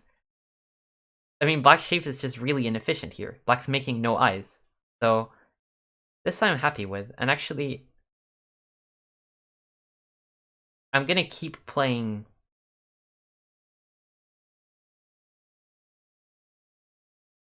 I'm gonna keep playing to kind of keep this group under pressure now. Empty triangle, internet blitz style, yeah. But I think black... This move tells me that black basically thinks he's locally alive. Which means he's gonna have a very, very, very, very nasty surprise in a few moves. I think this move denotes that black is like, I'm locally alive, I can live with some center moves here. Or he thinks he can live by playing into the center. And yeah, that's just setting himself up for disappointment, basically. Told you k14 was greedy. I mean, k14 was fine, just make shape in the center. But if you play the way that black did, of course his shape's gonna look terrible. But that isn't k14's fault. Yeah, but black's in huge trouble now. It's a pity, because black played really well. Like, for a long time, black played really, really well. For 6 stun level. Like, you know, good game. But eventually it isn't working out for him. This group is in huge trouble. Really huge trouble. H12, 1-point jump. In that circumstance, I would have liked instead. Yeah, I think... I think the Han is okay. I think the H12 jump is better. I agree with you. Like, I agree with you, H12 instead of K14 would have been better, and the reason is that it pressures E13 group. But I think the Hane was okay. Black should protect his group somehow, and he found some way to do it. Like, it wasn't the optimal way, but it's not a game-losing mistake, or like anywhere near a game-losing mistake. So, like, you know, it's okay. It's fine. So I don't think it's such a big deal. It's a mistake. I agree with you. I would have jumped in the center. So it works. Well, yeah, it serves the purpose of protecting black's group adequately, and it makes decent shape, right? I wish all my moves worked. Yeah. So, you know, if, you know, black playing that Hane will not stop him from getting to Fox 8 Dan. That's my point. It's maybe suboptimal, but it's okay. That's what it's meant to do. And here black has a problem, because since I13 isn't Senta anymore, black doesn't even have a full I locally. Like, I can push I13 and then wedge H15, and then black has no local eyes. And also, black cannot make an eye threatening to live. Like, an eye in Sente is like you make an eye and you're threatening to make another eye next move. And I13 doesn't do that. So black can't make an eye in Sente. Black can just do nothing. Yeah, I mean, this move sets up G16 to be Sente for black next. But that still doesn't mean you can get... Like, that still doesn't mean you're threatening to live. Because after I push I13, I14, then, like, you can Atari G16 all you like, you still can't make eyes. He'll Tenuki to Q9 and start praying. Well, I start praying that he has enough points, or what? Because if you die with this, it's way too big. You can't sacrifice this group anymore. You maybe could have sacrificed it at some point, like, maybe when at the timing that black played L12, or maybe even at the timing that black played E10 or something like that, black could just ignore the group's existence, let it die, and then, like, be happy. Probably. He might be losing, but, like, the game would be playable. This game isn't playable. Also, I'm pretty sure I could pass and I'm winning now. F14 gives one eye.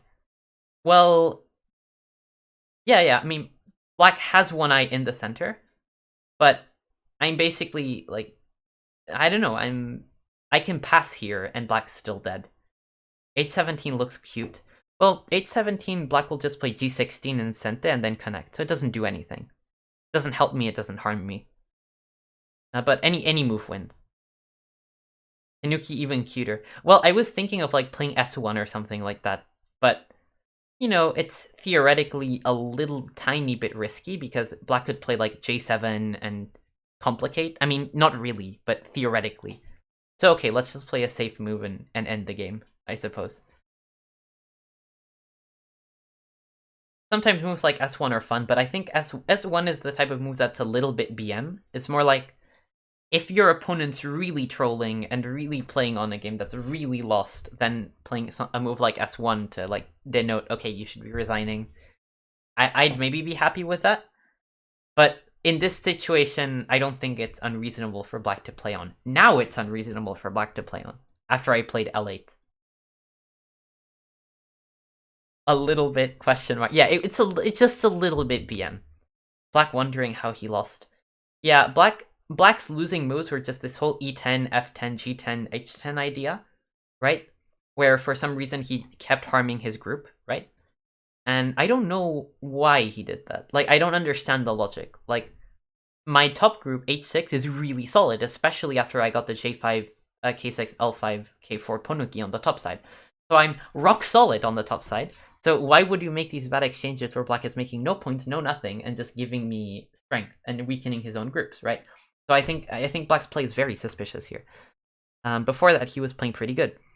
And then his next mistake was probably not running his group out. Like, he played this weird move at J13, which makes some local eye shape, but not enough. It just makes one eye, right? It doesn't even make a full eye because he can't get an eye in Sente. So it's like, it's just the weirdest move. It's like, you don't live locally, you just die locally. And then I can enclose you. So what black should have done is just run out with the group, and then he's still okay. I mean, maybe by that point, white has gotten enough of an advantage that I'm better, right? But, you know, yeah.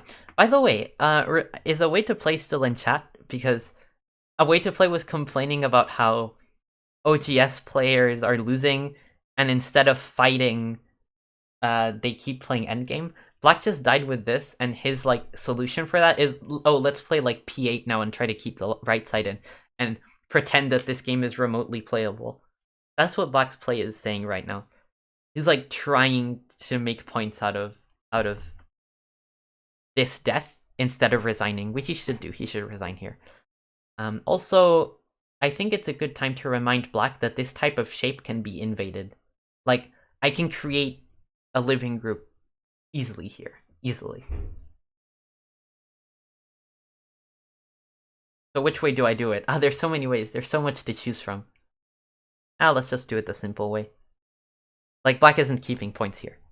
He's keeping some points, but not many.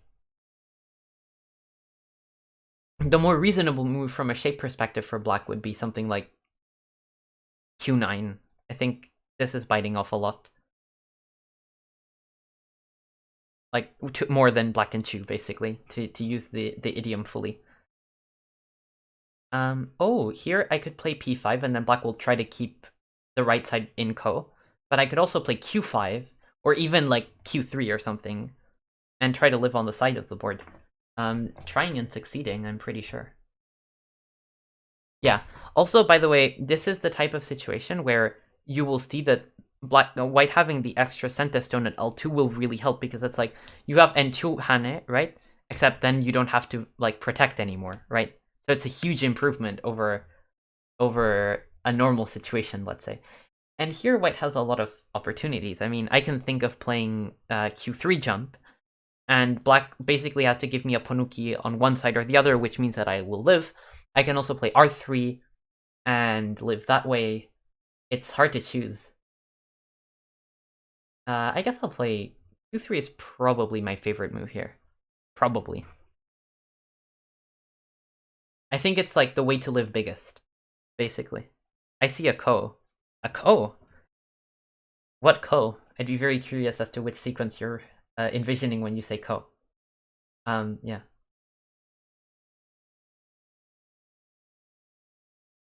No ko if 3-3. I think... Oh, you mean that ko. You mean like q4, q3, r3, r2, q2, p2. That's the ko you mean. That's not a ko. Like, it is a ko, right? It's a ko, but the point is, as black, when white invades you, right, you want to achieve getting a ko for your opponent's group, right?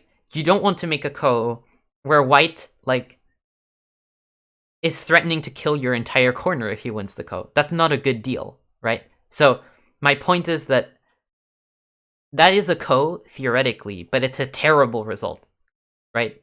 Black wouldn't... This ko is not the reason that I didn't push q4, q3, r3. The reason I pushed, that I didn't push and I instead jumped, is that I thought if I push q4, then q3, r3, r2, I'm gonna cut, black's gonna connect, right? Then I'm gonna Atari, and then black's basically gonna give me a Ponuki in the corner and capture 3 stones, right? And that's very similar to this variation that we're playing right now, except in that one, I figured that black keeps even more points, right? Oh, Escort Tokinas 22, thank you for the bits. Well, the games have been successful, I suppose. I mean, black died this time. And now I'm gonna live in this area as well. I'm gonna live everywhere. So, yeah. You know. Black basically died and then tried to keep the right side. And then didn't keep the right side. So... yeah, I think actually this kind of situation is a very, very good, like, example of how, even though maybe like if 2-5 Qs were playing, they would kind of accept that it kind of looks like black has territory there. It's very, like, it's always easier than you think it is to live inside territories, right? So life in Go is, like, deceptively easy to achieve, and as soon as as you basically turn your back on your area, your opponent can live inside. And this side is a really good example of that. So I kind of like... in that sense, I think this game is sort of instructive, because even though black pretended he got some center move to keep the right side, he didn't keep the right side. I'm just gonna keep living in there. So... I mean, yeah, white's just living here, again. So in the end, black's gonna keep 10 points on the side. Maybe 20 if he's really lucky. So, yeah, unfortunate for black, I guess.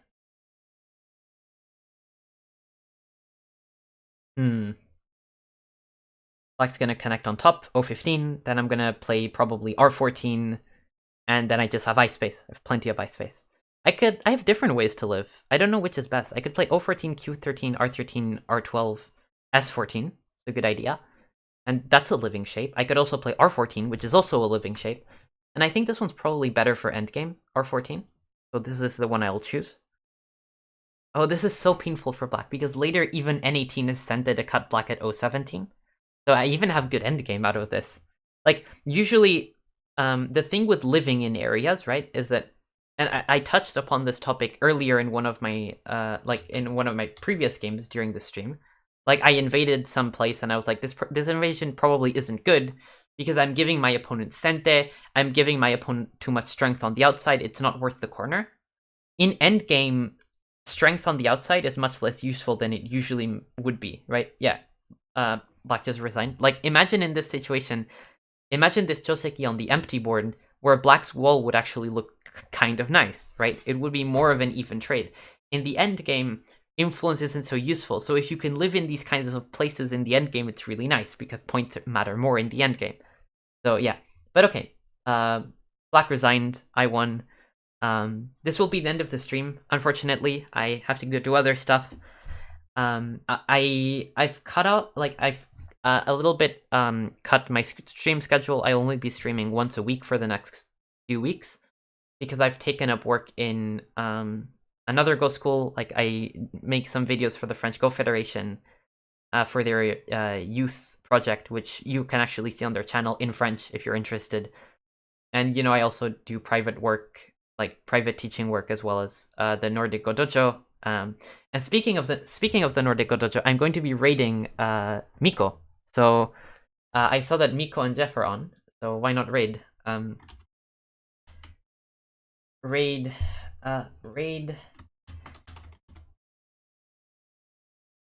Miko. So yeah, Miko and Jeff are so Jeff is one of another of the Nordic Go Dojo teachers. And Miko and Jeff do like weekly streams where they review games and stuff, and I think they're live right now. So yeah, if you are interested, go along for the raid. Thank you everyone who watched and who commented. Thank you so much, Pangoli or Fluffy Cat, for the gifted subs, as well as Najee, who also gifted a sub. Very kind of both of them. And yeah, anyway, well, everyone who watched, and yeah, thank you. Merci pour le stream. Oh, we have some French here. Okay, well, thank you everyone for watching, and let's raid. Awesome stream, first time, will definitely be back. Oh, thank you so much, Soul UK. I'm glad you found the stream and that you enjoyed it, and yeah, see you around next week.